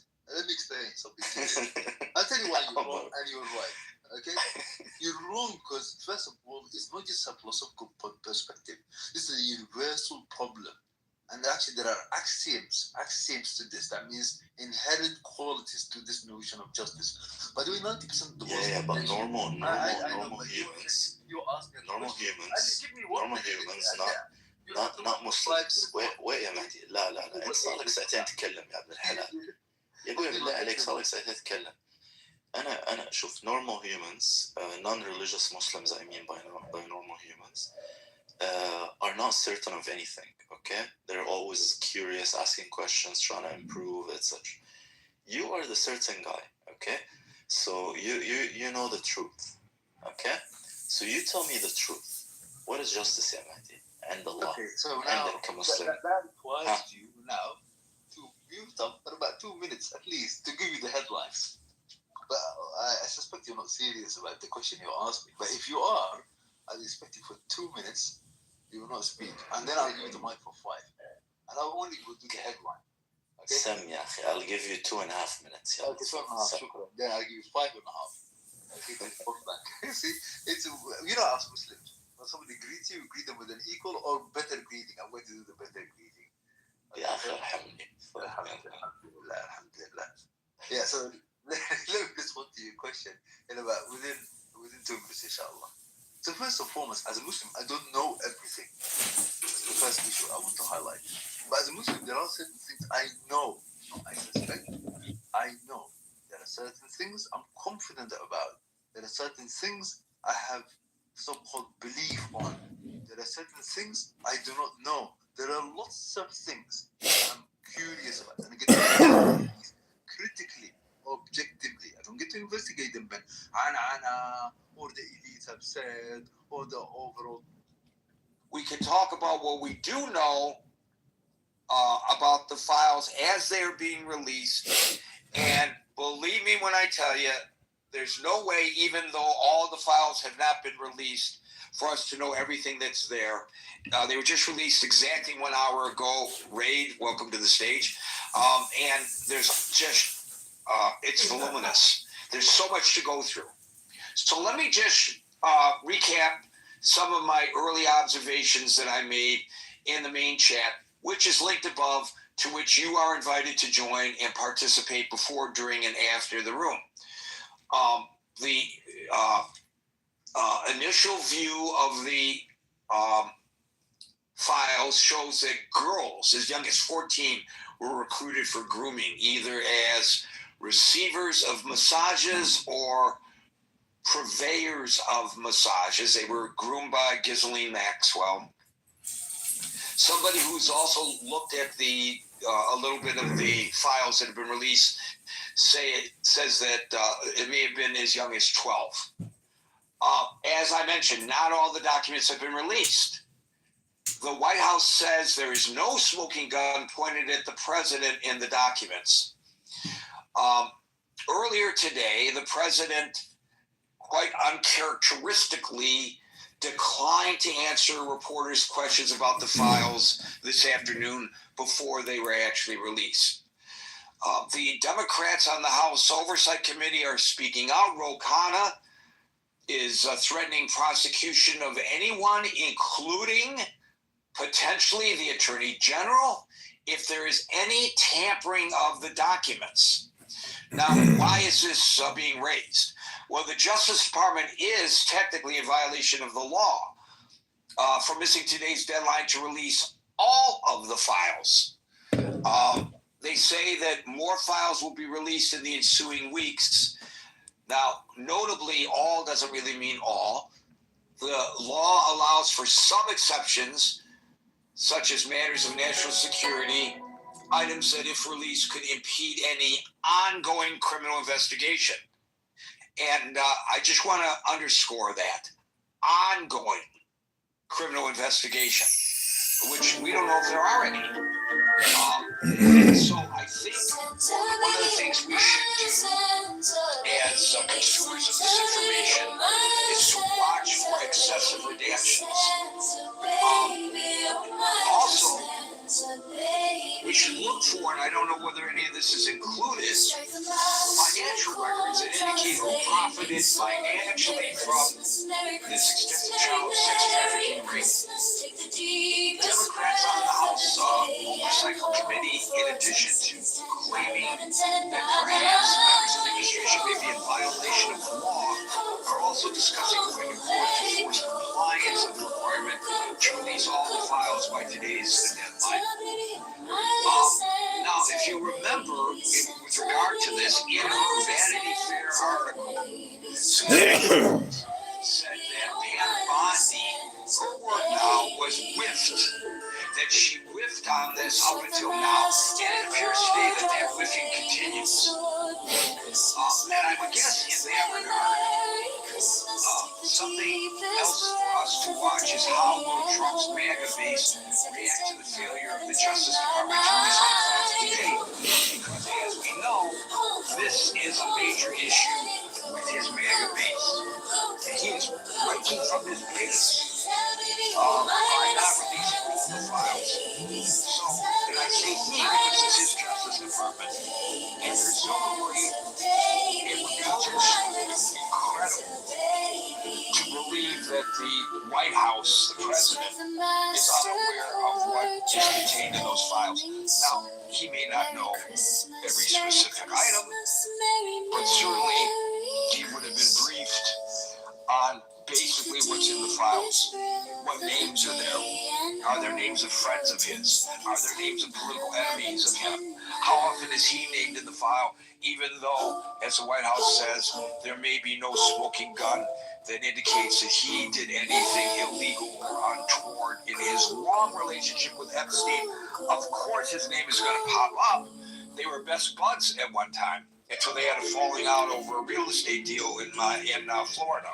So I think that's where we are today. Although I say this with the caveat that as the hour goes through, that we may all get alerts on our phones from one news agency or another saying, "Oh, look what we just read in the files." And so, or you may see something. If those of you who are watching it, it's all there. What was released today on a webpage. You can just click on the link and go to it. It's not so hard to find. I'm really interested in seeing what you see in this.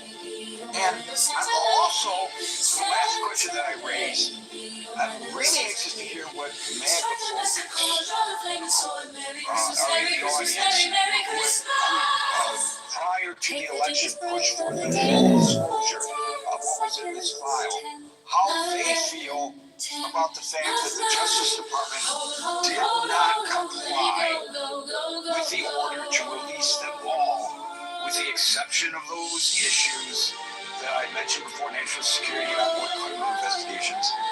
And by the way, with regard to that, how do we know that what's being redacted really applies to national security or criminal investigations, or of course, identification of the victims?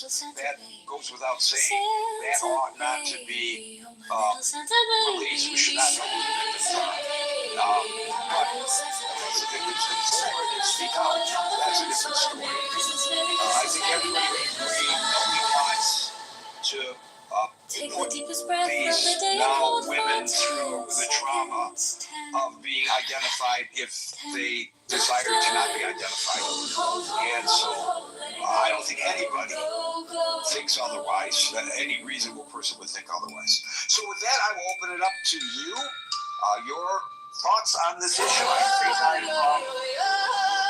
given a good synopsis of where we stand as of 5:07 p.m. time. 7 minutes after the grant shall be released, which doesn't give us a lot of time to delve into it with any degree of specificity. I'm also going to turn it over to you guys. No messages, guys. No messages. I'm not going to answer messages while moderating. I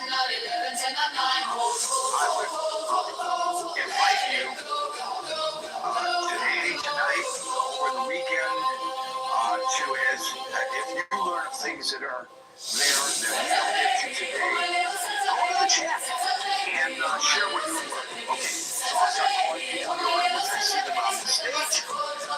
And today that order begins with Marshall, followed by Scott.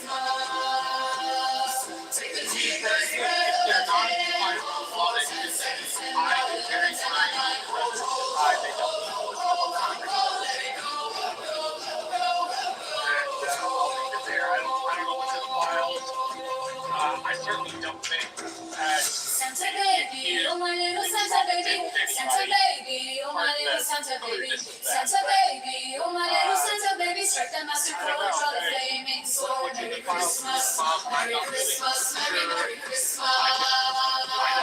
Take the deepest breath of the day and hold for 10 seconds, 10, not 11, 10, not 9, hold, hold, hold, hold, let it go, go, go, go.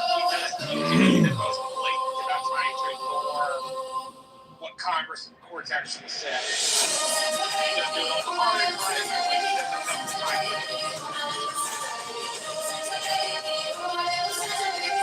Well, that leads to a very important question, and that is what redress of questions that there is very little life. And nobody's going to go to jail over this, or are they? I don't know. Certainly not the President of the United States.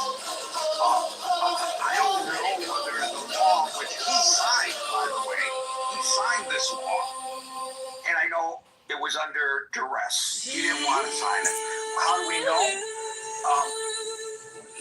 Almost every executive order that he has signed and every bill that he has signed, the cameras are there to capture that occasion and the photographs released to the public so the public is aware of what the president has done. Great success signing this bill or this executive order. In this case, there were no photographs that have been publicly released. This is something that was kind of lost for the president. It's one the fact that he campaigned on it because he didn't really want to release it. And so, in the context of that, it appears that the question of the day is a fair one to ask because it was with reticence that he signed the law. And what if he just says, okay, when it comes to this person, that person, the other person, maybe in the file, I don't want that released. Say it's under the guidance of security or ongoing criminal investigation, but I don't want these people's names released. I'm not saying that he did this, but if he did, or even if he didn't, the fact that all of the files were not released as the law required is a violation of the law. If you or I violate a law, there are penalties, criminal or civil. I don't know that there are any penalties here for non-compliance. Who would be held accountable? Stop the people office and justice if the Attorney General said yes. I don't know the answer to this. Are you frustrated by the fact that if there is no compliance, there may not actually be a way to force compliance?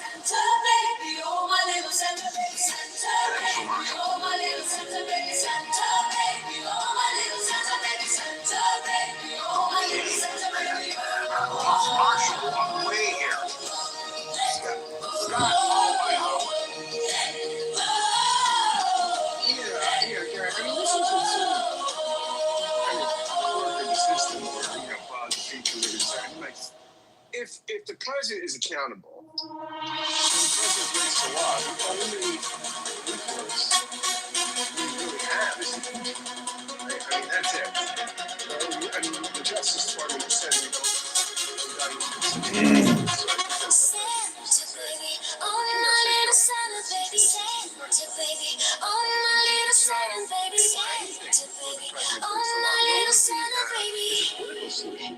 and if you don't have the votes, strike the master chord, draw the flaming sword. Merry Christmas, Merry Christmas, Merry Christmas. Take the deepest breath of the day and hold for 10 seconds. 10, 9, 11, 10, 9, 9. Hold, let it go,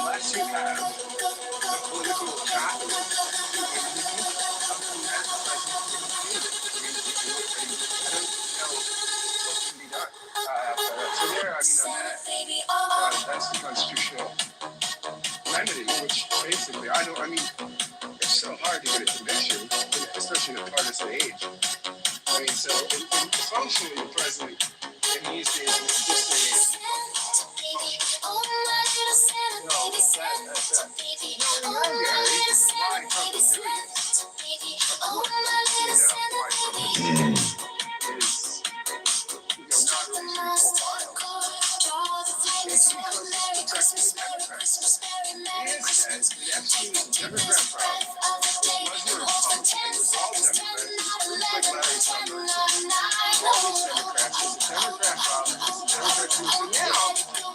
we've seen, maybe this is the Christmas season, maybe it's a religious conversion, maybe he said recently that he wants to go to heaven, maybe he's not sure he can get there. So maybe now what we have is an attempt to follow the words of Jesus and love his enemies. He said, I do bad for my enemies.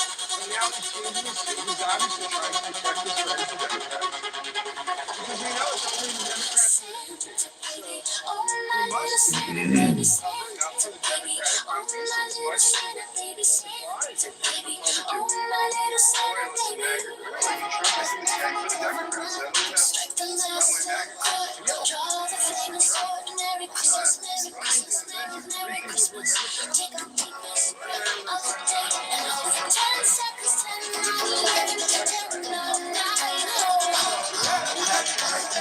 I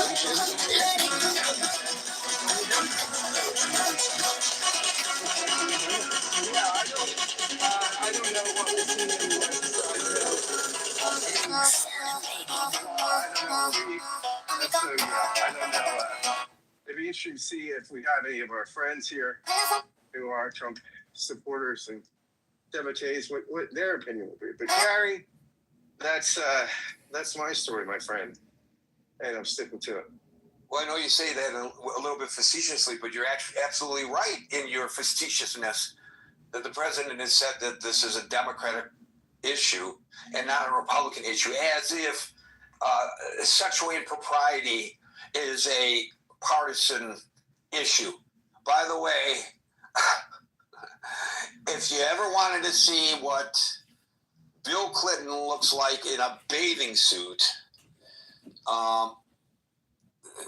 some of the photographs show him lounging in the hot tub and in the pool. And I don't know whether that's at the island or in Palm Beach or at his home in New York City. I don't know whether the home in New York City had such wonderful amenities. And one of the things that's very interesting, as I understand it, about all these photographs is there's no context given to them. It's a double material with no context. And so it leaves it to the viewer's imagination. The photographs that I'm looking at right now of the former president do not show him doing anything untoward, do not show him engaging with any underage individuals. However, in the background of one of the photographs, whoever that person is, they blacked it out. So that's the kind of redaction that they would do to protect someone, perhaps at that point underage person, but it does not necessarily imply that that underage person was forced to engage in sexual activities with anyone, much less the former president. But I just wanted to toss that out.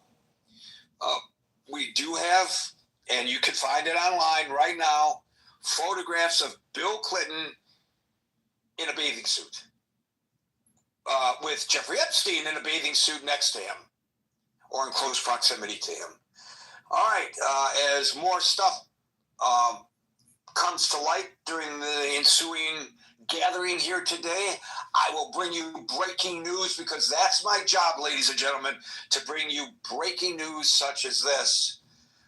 And also, as I do, the words of Norm kind of ring in my ear, because he believes all of this is salacious in nature, that we are all as a nation engaging in rumor mongering.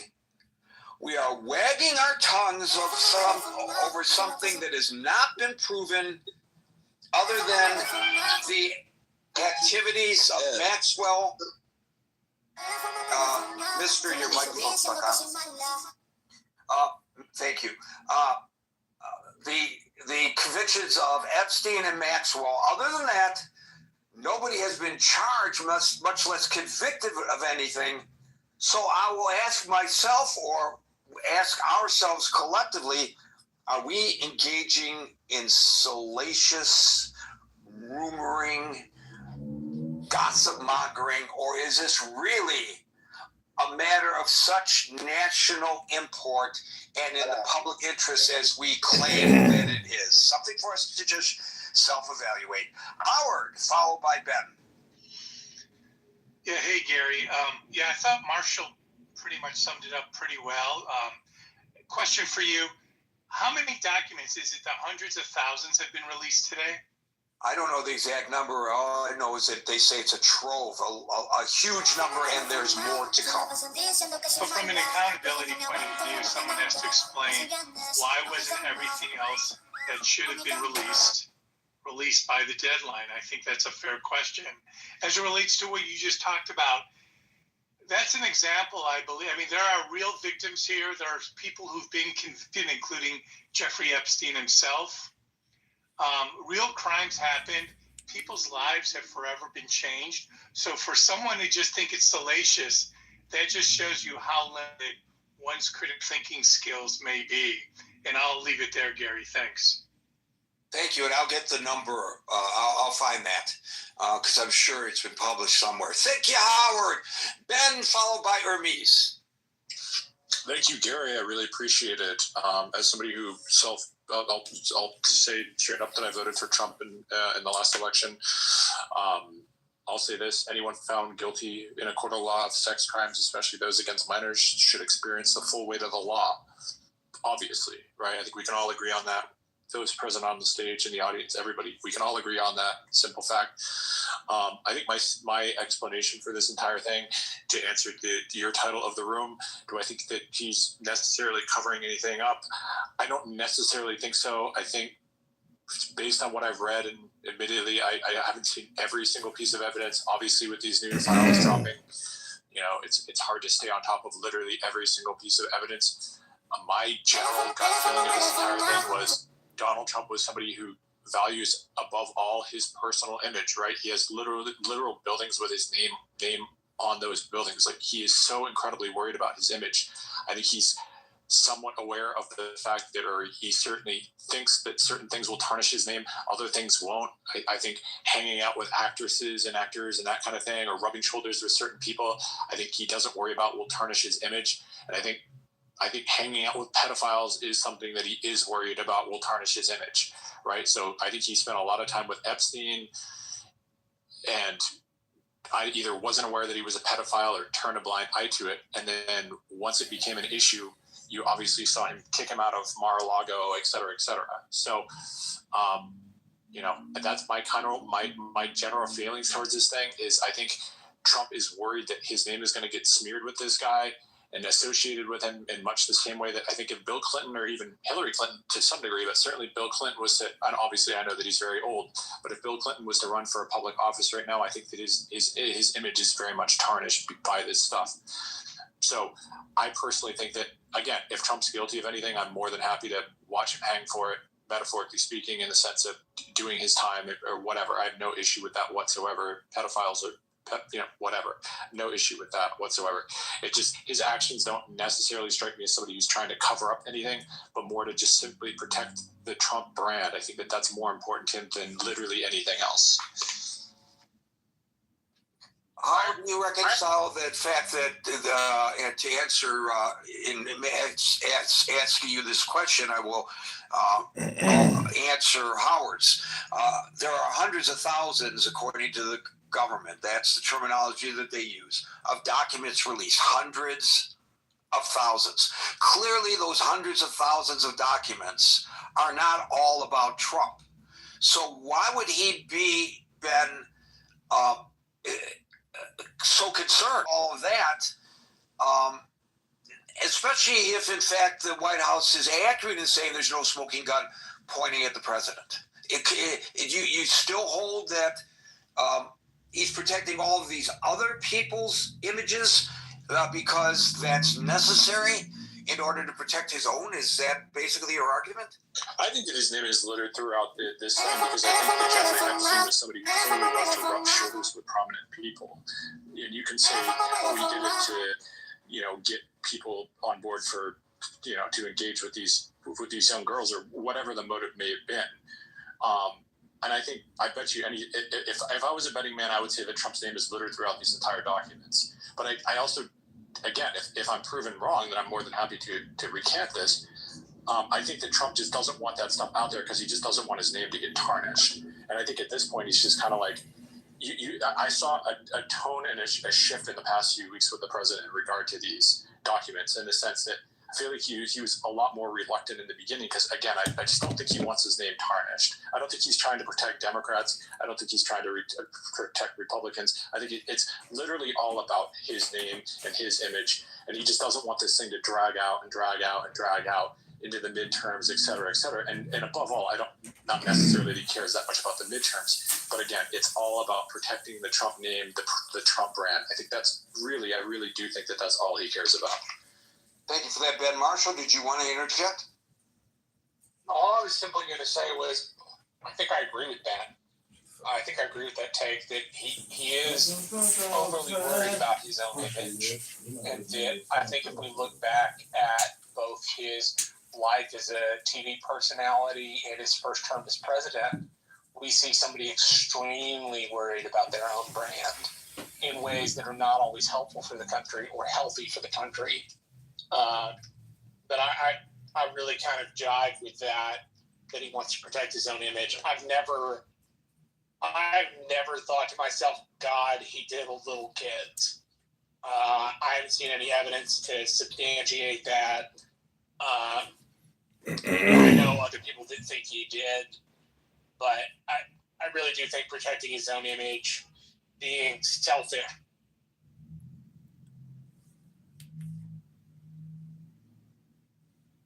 Your microphone cut out. It shows that it's open, but we're not hearing you, Marshall. I want to try again, Marshall.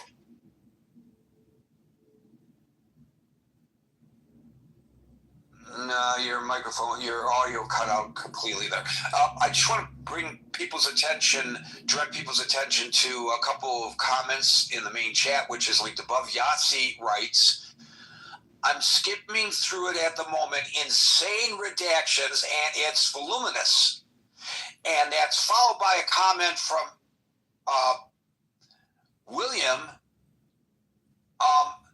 in which he actually offers to us a screenshot of 1, 2, 3, 4, 5, 6, 7, 8, 9, 10, 11, 12, 13, 14 lines in which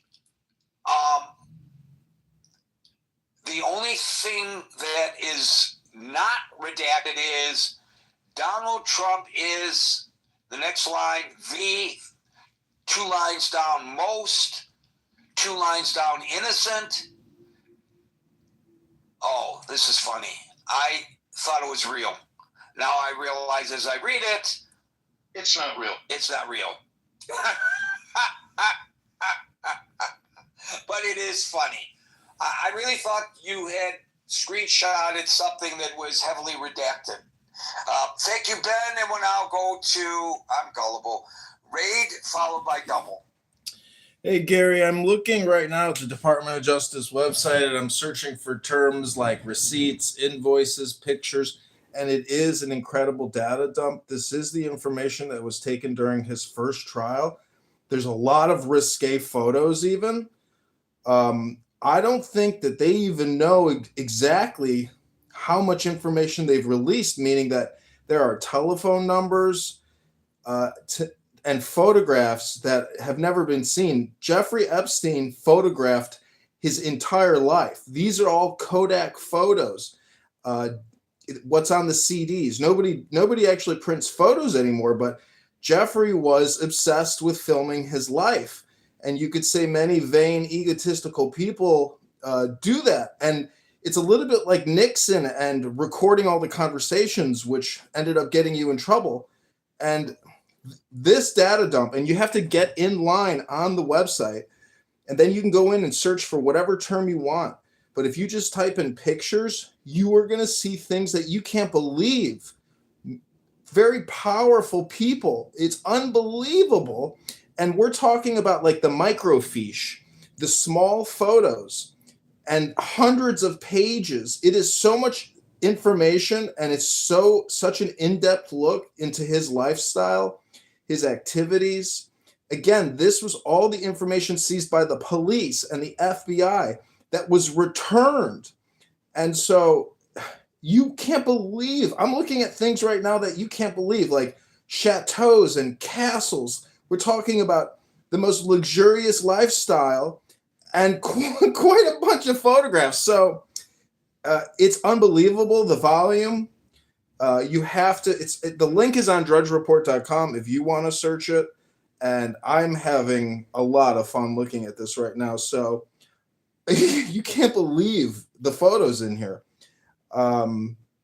And I'm are there any people that you could recognize? And I don't suggest that any of them are breaking any laws or anything like that. But are there photos of some people whose names we would well, recognize immediately? Richard Branson and Bill Gates are the two wealthiest, and Prince Andrew, obviously. But there's tons of photos with Ghislaine. And again, Ghislaine is in jail for sex trafficking. Who did she sex traffic these girls to? It's in the photos. It's obvious. But Dan Bongino is stepping down. No arrests will be made. But this data dump, there are pages that are completely redacted where it's just huge black blocks.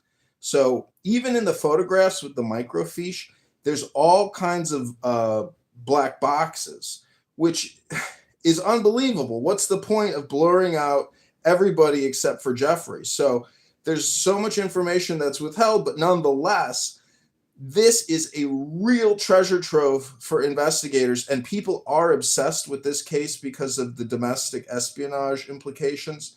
Photos with Ehud Barak, photos with Noam Chomsky, and naked girls with their panties on. I mean, all kinds of crazy stuff. But the islands, the luxury, the chateaus, the wealth, it's unbelievable what they've released. And as I pointed out earlier, follow the money. This is the thing I learned very early in my journalistic career. I mean, very early.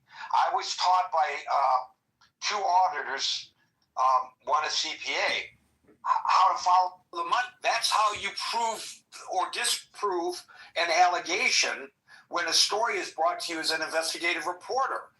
And you're talking about such opulence on display here. The question is, who funded that? Who was paid what for what? What was his means of income, Jeffrey Epstein? What did he do? Was he selling tiddlywinks? Was he, did he have a manufacturing plant? Did he build cars? Did he do what Elon Musk is doing? Did he have rocket ships that go out into space? He was blackmailing Even to Mars in the future. Wexner. What did he do to amass all this wealth? Where did the money come from? Why was that money handed over in the first place? His number one score was Wexner, founder of Victoria's Secret and other major brands. And the fact is that these Bill Gates photographs mean that he was blackmailing him. And there is, actual confirmed blackmail, but the photographs of the girls in lingerie, anyways, but Bill Gates, there's multiple photos that have been released of Bill Gates with what looks like underage girls. And again, Ghislaine is in prison for sex trafficking women to rich men who she diddled around with Jeff. So the question is, will Bill Gates be arrested? I think his arrest is imminent. And that's why he's releasing book club videos of him smiling with his book saying, hey, if you want to read a book this Christmas, here's my selection. He has to create content to try to distract from this. This is so damning. Multiple photos of Bill Gates with different women set up for him by Ghislaine and Jeff. Very interesting. You mentioned Dan Bongino. I never really followed him very closely. I saw him when he was, popping up on Fox, those kinds of appearances. But I never followed his podcast. But I suspect the new year will bring a new podcast. And that podcast, given the fact that he was the deputy director of the FBI and was the main person in the administration pushing for transparency vis-a-vis Jeffrey Epstein, I'm betting that his podcast is going to be well worth all of our attention. That's my prediction. Double followed by... Yeah, it's the timing of Dan, and just you could see earlier in the year when they did the clown show of the files don't exist or he killed himself and whatever, and the squirming. They pretty much didn't let Dan talk in front of the cameras after after that interview, because he's just not he's not like a born liar, right? He's not a psychopath. He had a mission going in, and he promised everyone very full throat. It's like, I don't know why, if Trump's plan was to cover up Epstein from the beginning, why would he ever appoint Dan Bongino? Is like, maybe they just didn't. And thank you for correcting me. Bongino, I think I mispronounced his name, and I apologize. Yeah. But, like, I guess it's sort of like the left hand and the right hand didn't know what each other, like, Trump didn't want to bring it up, maybe, to his other staff, to be like, oh, well, we're going to cover up Epstein, so don't pick these people. I think there was a certain momentum, and it probably was one of those, like, oh, we'll figure it out later, and everyone's loyal, so we're good.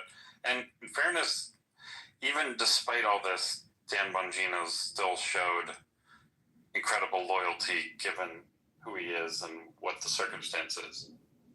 So we'll see what happens, but he's got to feel horrible. Oh, I'll go on mute while Marshall interrupts. I was just going to say, Dan Bongino didn't do jack for the FBI. There was a report done by the Judiciary Committees in both the House and the Senate, and they found that people like Bongino and like the FBI director were way more interested in social media than guiding the department, which I just found hilarious. But maybe double your response to that, not to put words in your mouth, is that's your point, right? That he wasn't given the opportunity to act in a manner that the deputy director of the FBI normally would. Yeah, well, I think that's part of my point. Yeah. I think he chose to act like that, though. I don't think the Trump administration forced him to worry about social media. The report I mentioned said that he and the FBI director were overly concerned about it. They spent their time focusing on social media rather than the real needs of the FBI. Yeah, that's also been I haven't been tuned in. I'll just quickly say, South Park's been lampooning Pete Hegseth for doing the same thing, like producing a lot of content rather than doing actual work. But anyway, sorry. Well, and two things can both can be true. What you suggested and what Marshall's suggesting, not mutually exclusive necessarily, in my mind anyway. As you were talking, Double, I was thinking about, okay, this was a campaign promise. We're going to get the Epstein files out there. He was speaking to his base. He clearly knows what resonates with his base, and that's what he said. But maybe, as you point out, I would say, to use your description, that it seems to me to be analogous to lock her up. At every rally, when he ran for president the first time, he would interject Hillary Clinton into the discourse, and thousands of people would immediately respond in mass, lock her up, lock her up, lock her up. But he didn't. And there was no political fallout for him not locking her up. So perhaps he felt, and tell me how this fits with you, Double, perhaps he felt, I could just say that we're going to get Jeffrey Epstein and release all of these documents, but then I don't have to, because nobody cares what I do once I'm in office. Yeah, no, it's 100% that. He just figured he can weasel out like he's done so many other things in life. A couple other things I wanted to touch on here, because now it's clear that they are openly defying, or they're trying to half-ass it, but they're basically in violation of the law that has just been passed, and they're basically saying straight out, yeah, you're not going to get everything. And Thomas Massey was saying Thomas Massey, because there are leakers, and there are people that came to him and said, there's a lot of people who had to deal with this material already who, off the record, have basically indicated what kind of stuff they should expect to see. And then if they don't see it, well, then we know.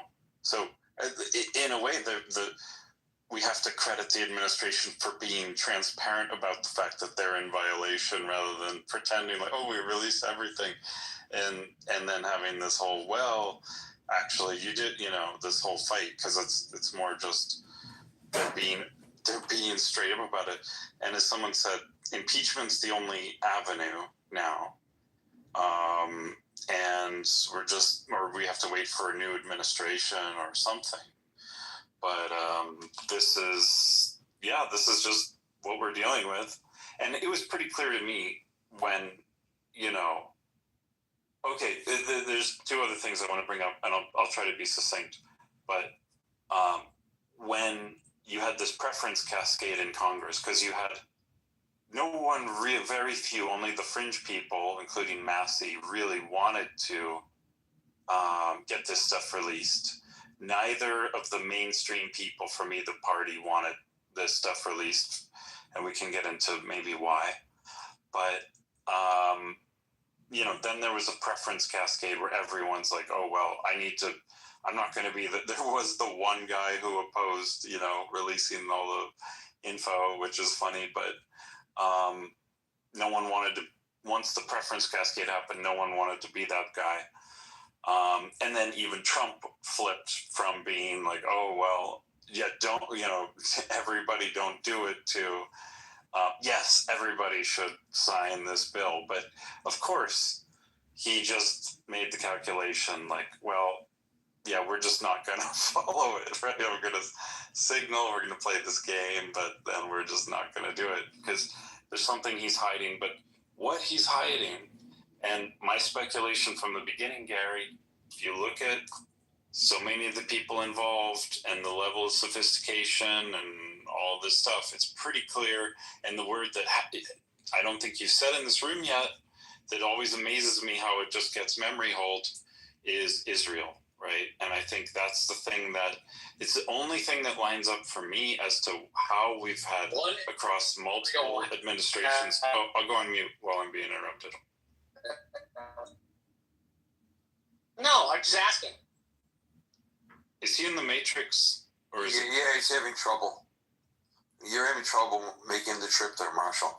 All right, thank you, Double. Before you interrupt, I was wondering how long it would take for somebody to interject Israel into this rather than what's actually seen in the documents. Hey, Gary, have we seen a picture with George Soros yet? Oh, my God. I don't want to see that. That's something that you can't unsee. Rolf, followed by Mo. Hello. I think there's two dimensions to this. One is the political angle, which is Republicans versus Democrat, which I think is actually being overstated because let's not forget, Trump started as a Democrat. Trump has always been a family friend of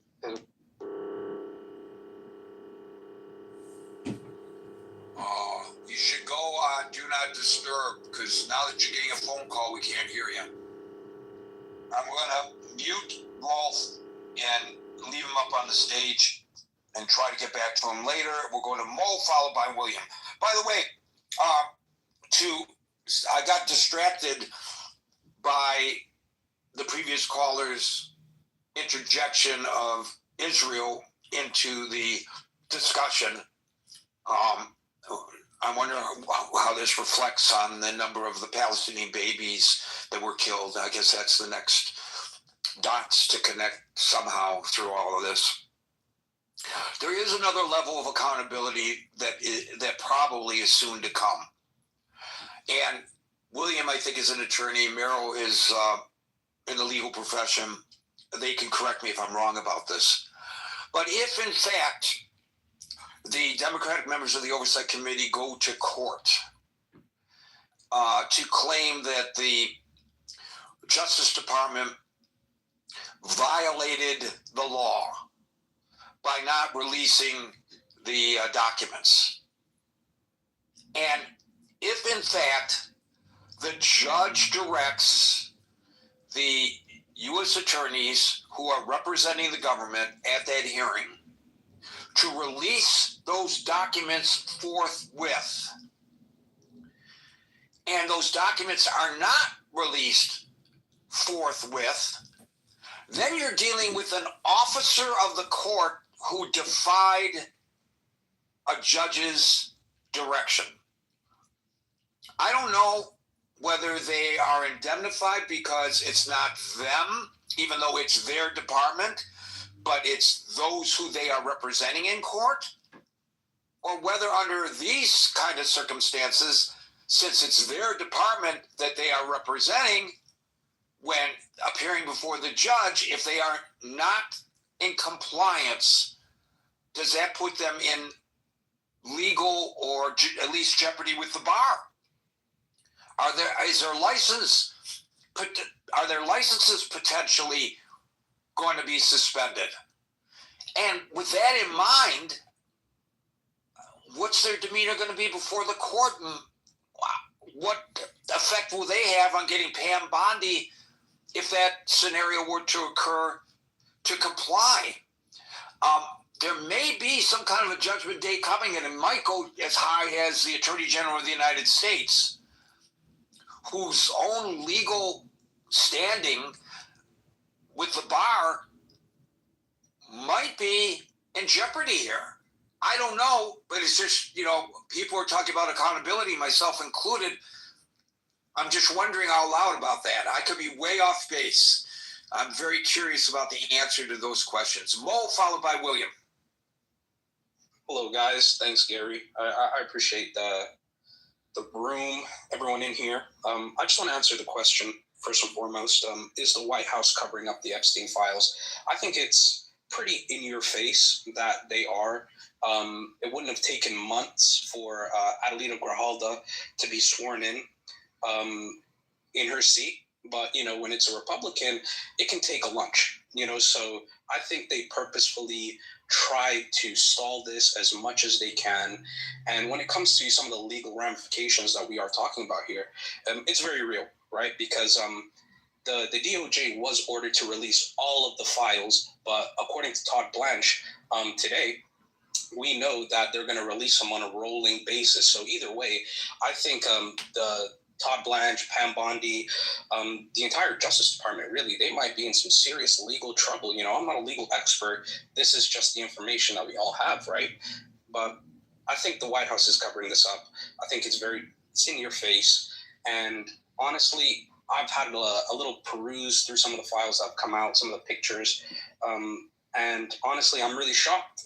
I'm really shocked at how many key celebrities are in these files. We're talking Chris Tucker, Diana Ross, Michael Jackson, the former Duchess of York, right? This is insane stuff. But honestly, I think the only thing that the Democrats or even some Republicans whose stomach is turning at the possibility that, this could destroy the administration, right? I think impeachment is the only thing that is really going to I think impeachment is really going to be the only way that this gets through, if that makes sense. As all these names become revealed, Mo, it makes me wonder, who the fuck was Jeffrey Epstein? He was a financier. We know that. But who amasses all of these A-listers as visitors to his home and properties for parties and such? Who is he that he was able to get Diana Ross to come and be a guest? And all these other people, Bill Gates, Bill Clinton, Ehud Barak. Who is he, or who was he, that he was able to do that? I think, Marshall, did you want to go? Sorry about that, bro. Did you want to say something? I had a question for you, and I am driving, and I pay attention to a car, and now I forgot the question. Pay attention, brother. Pay attention. We don't want you crashing. Anyway, Mo, what are your thoughts about that? How does he get all these people, in his Rolodex, basically? Well, I've worked in finance before, don't work in it anymore. But honestly, he had, I'm going to side with the conspiracy theorists here a little bit, right? But he might have been some sort of asset, either for the U.S. or for Israel, because I don't know how someone goes from a school teacher to being a low-level assistant at Bear Stearns when that still existed, to being an options trader, then in 4 years being a limited partner, and then abruptly leaving, creating your own consultancy firm with whatever money you got from being a limited partner, which, you know, at that point in time, I want to say is in the ballpark of $150,000 to $200,000, right? So I don't know how he came to this money. I don't know how he even got into Bear Stearns as a public school teacher, right? There's a lot of questions about his rise to success and where he's got his money from, because when we're conducting a timeline, when we're looking at this bit by bit, there are massive gaping holes, and the only rational explanation for all of this stuff is that he had a backer of some sort, whether it was the government, the U.S. government, the Israeli government, someone, right? Because we have information as relevant as 1980, right? That he had fake passports, Austrian passports under false names. He had multiple passports. He had residences in Saudi Arabia. He was conducting weapon sales between Iran, right, and Israel. In the 1980s, there is a man named Adan Khashoggi, right, no relation to Jamal Khashoggi, right, who verbatim has said, yes, he was one of the people I was working with to get weapons, right, in the Iran-Contra affair. So this is insane. Yeah, but how does that translate into Diana Ross, for example? I just don't get it. I think like when you got that type of money. To tell you the truth, my background, and I'm no big luminary, puts me in closer proximity with Diana Ross than somebody that fits the profile that you just related for Jeffrey Epstein, because we're both from Detroit. I've met her. I've interviewed her. We've had reason for our paths to cross. We're not friends. She wouldn't know who I am or anything like that.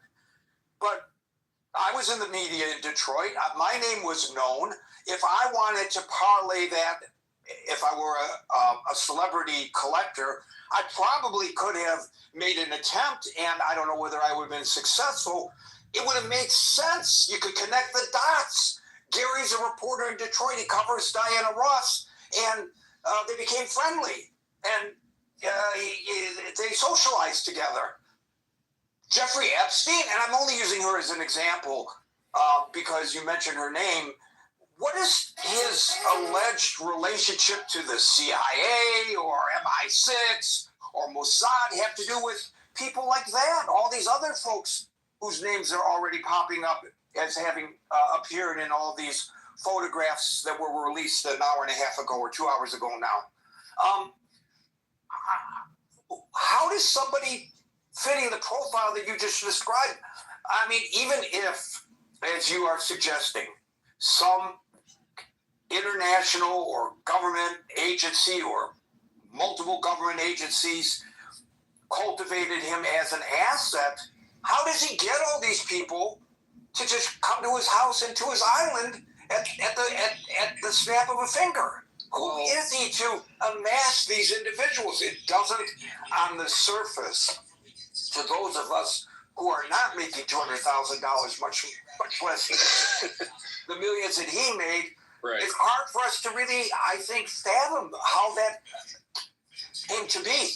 Well, we have to look at it like this, right? Jeffrey Epstein, while there's this little gap in the timeline, right? We also have to consider that he, in 1987, right, created a financial consultancy firm. So I've worked with people who have worked for financial consultancy firms, and they travel a lot. They have to meet their clients. Some of their clients are very paranoid. They make a lot of money. They're not going to email you. They're not going to call you. They're going to have face-to-face meetings, right?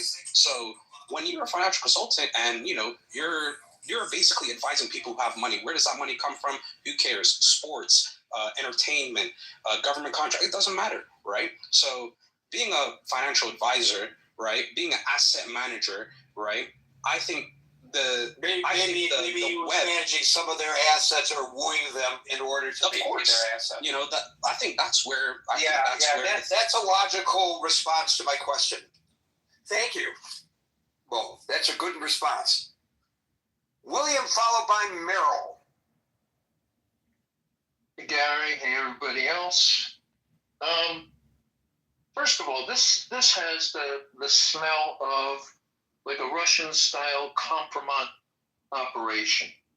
That being said, we don't know who put this together, why it was put together, how it was financed, and following the money is a good idea if that can be revealed. I don't know if you remember the parties of the 1980s, but you know they were wild. They could take place in big mansions or on islands in the Caribbean or a lot of other places. And I think I have not seen any of the actual photographs of that were newly released. And I've only seen these things that were previous released that were in the public record up until now. And that's pretty limited. And some of them look pretty incriminating, but I haven't seen anything newly released.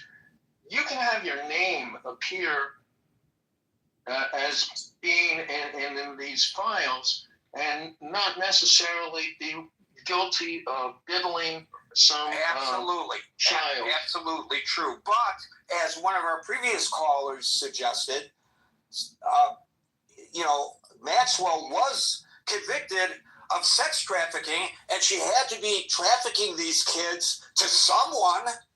Absolutely, and some of them, and the evidence may show, and I haven't seen the evidence, but the evidence may show that some of them are guilty of crimes, or at least deserve to have further investigation for potential criminal activity that is still chargeable under the statutes of limitations, whatever jurisdictions you want to try to charge them.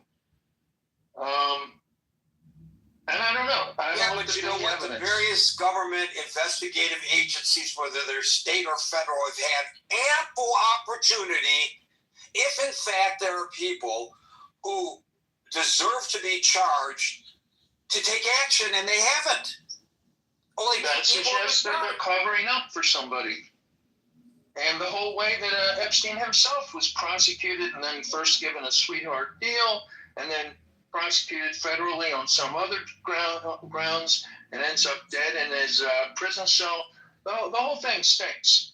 So, there's... So let me ask you this, William. Let me ask you this, William, if I may, and I hope this doesn't break your train of thought, but it's in line with what you just said. Let's just say, for the sake of discussion, and without pointing fingers at anyone, because you could just put all of their names up on a board and throw darts, and whichever one it lands in, it'll be that agency. So let's not speculate about what agency or agencies. Let's just say he was some kind of a government asset.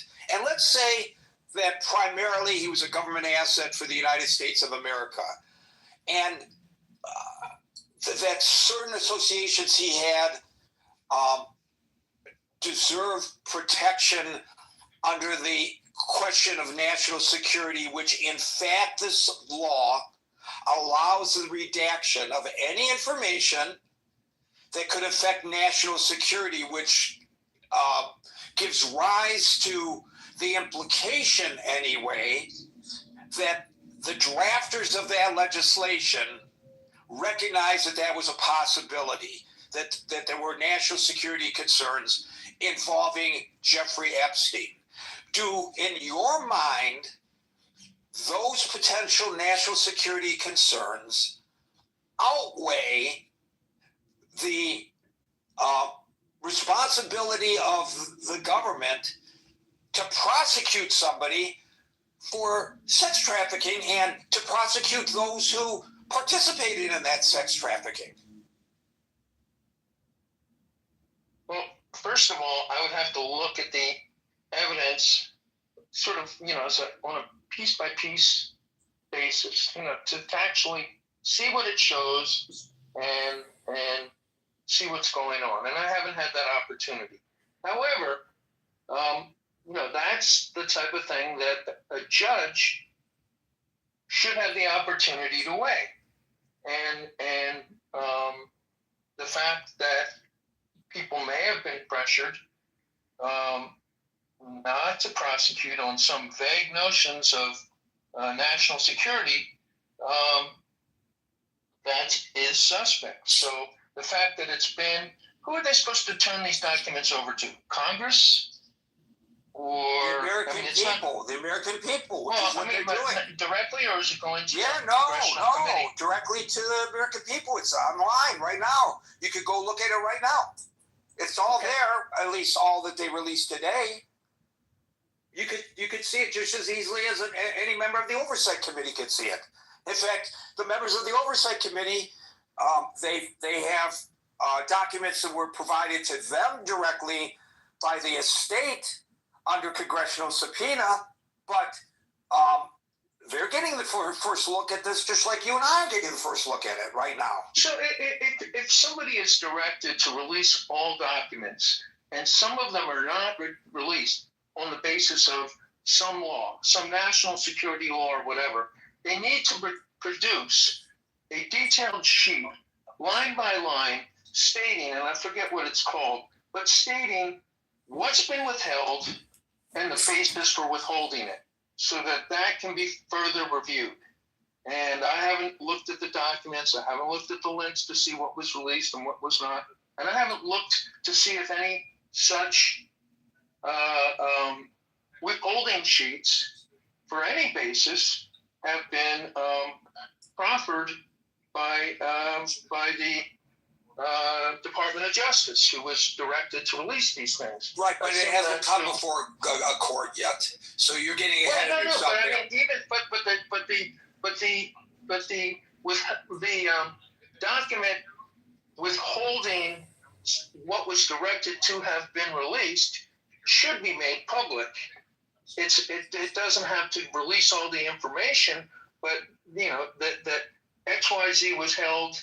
It doesn't have to specify it in tremendous detail. Right. So good enough detail to identify it, and then the basis for withholding it, the statute, the law, the reason, and there's a type of sheet, I just can't remember what it is off the top of my head. That's fine. It's okay. I understand the process. Also, as far as having people's bar licenses revoked, the bar licenses are state by state. Sometimes they're in federal jurisdiction, like Guam or D.C. or something like that. Generally in D.C., you already have to have a state license from some other jurisdiction. So, yeah, the people who are disobeying direct court orders do put their law licenses in jeopardy for not obeying court orders.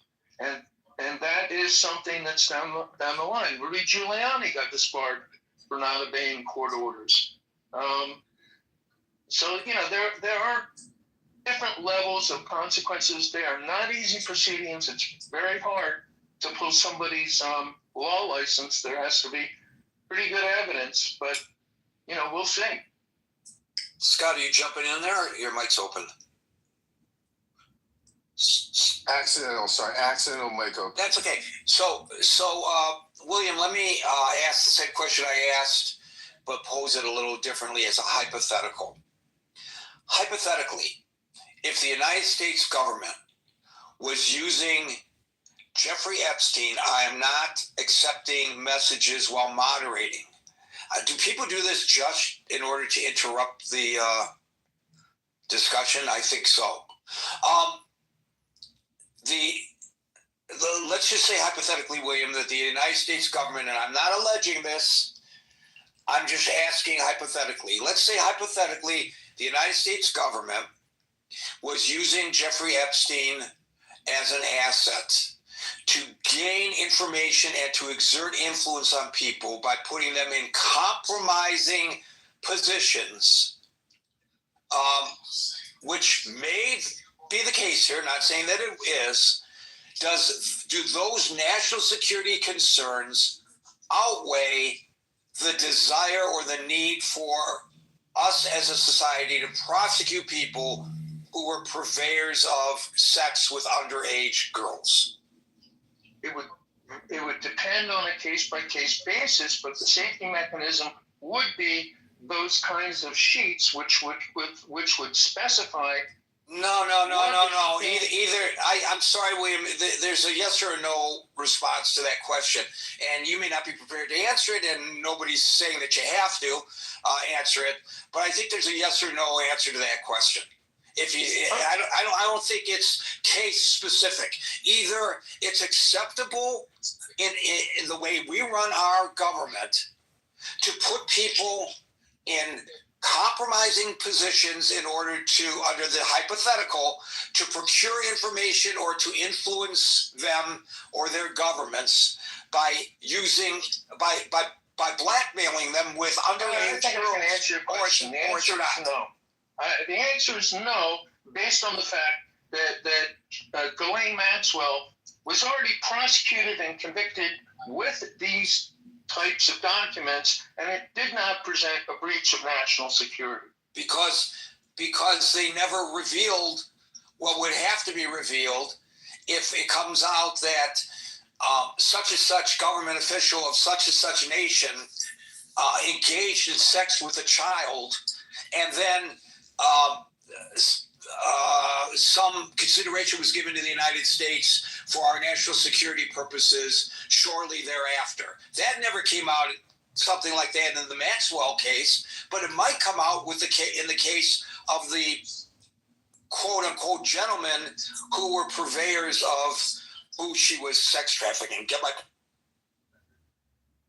Yeah, well, I mean, it could come out in further proceedings, and if there were issues of national security, then there are procedures to have special judges rule upon that. But it wasn't a problem in prosecuting Ghislaine Maxwell or in initiating the second set of charges. But the point is that none of those men who defiled these children have been brought to justice. None of them. Maybe they will be. And that doesn't present necessarily national security. I think you're in Baltimore. Am I in Baltimore? I'm in Philadelphia. Oh, Philadelphia, I'm sorry. Well, that's closer. I invite you to get on the Amtrak and come and see me. I've got a bridge for you. I'm going to sell you that bridge at a discount. I'll give you the title to the Brooklyn Bridge. I'll sell you a bridge. I'll sell you the Ben Franklin or the Walt Whitman. Take your. Well, you should have told me. You should have told me that you were going to sell me the bridge that collapsed. But okay, thank you, William. Abby, followed by David. Okay, so I'm actually going to help you. I'm actually going to. I had other stuff to say, but I'm going to answer your question because we have a standard in our court system, which is a compelling state interest, and it's a very, very specific legal standard based on our Constitution that requires our government to show an extremely important, an essential, unbelievable national security or public health interest that would justify infringing on a fundamental right or pass any kind of right or potentially a criminal action that would have to go to what we say the highest level of judicial review and strict scrutiny. But may I just interject by asking you this then? And that is, but it has to come before the court in the first place. Yes, but I'm saying, answering your question, answer your question, there is a mechanism within our government when there is a national security compelling state interest that will pass a test in our court system. I was going to go through the prongs of the test. It may not be necessary for me to go through all the prongs and tell you it and what the strict scrutiny is. But when it is of a national security level, we actually have had this happen in our nation. We've had rulings in our Supreme Court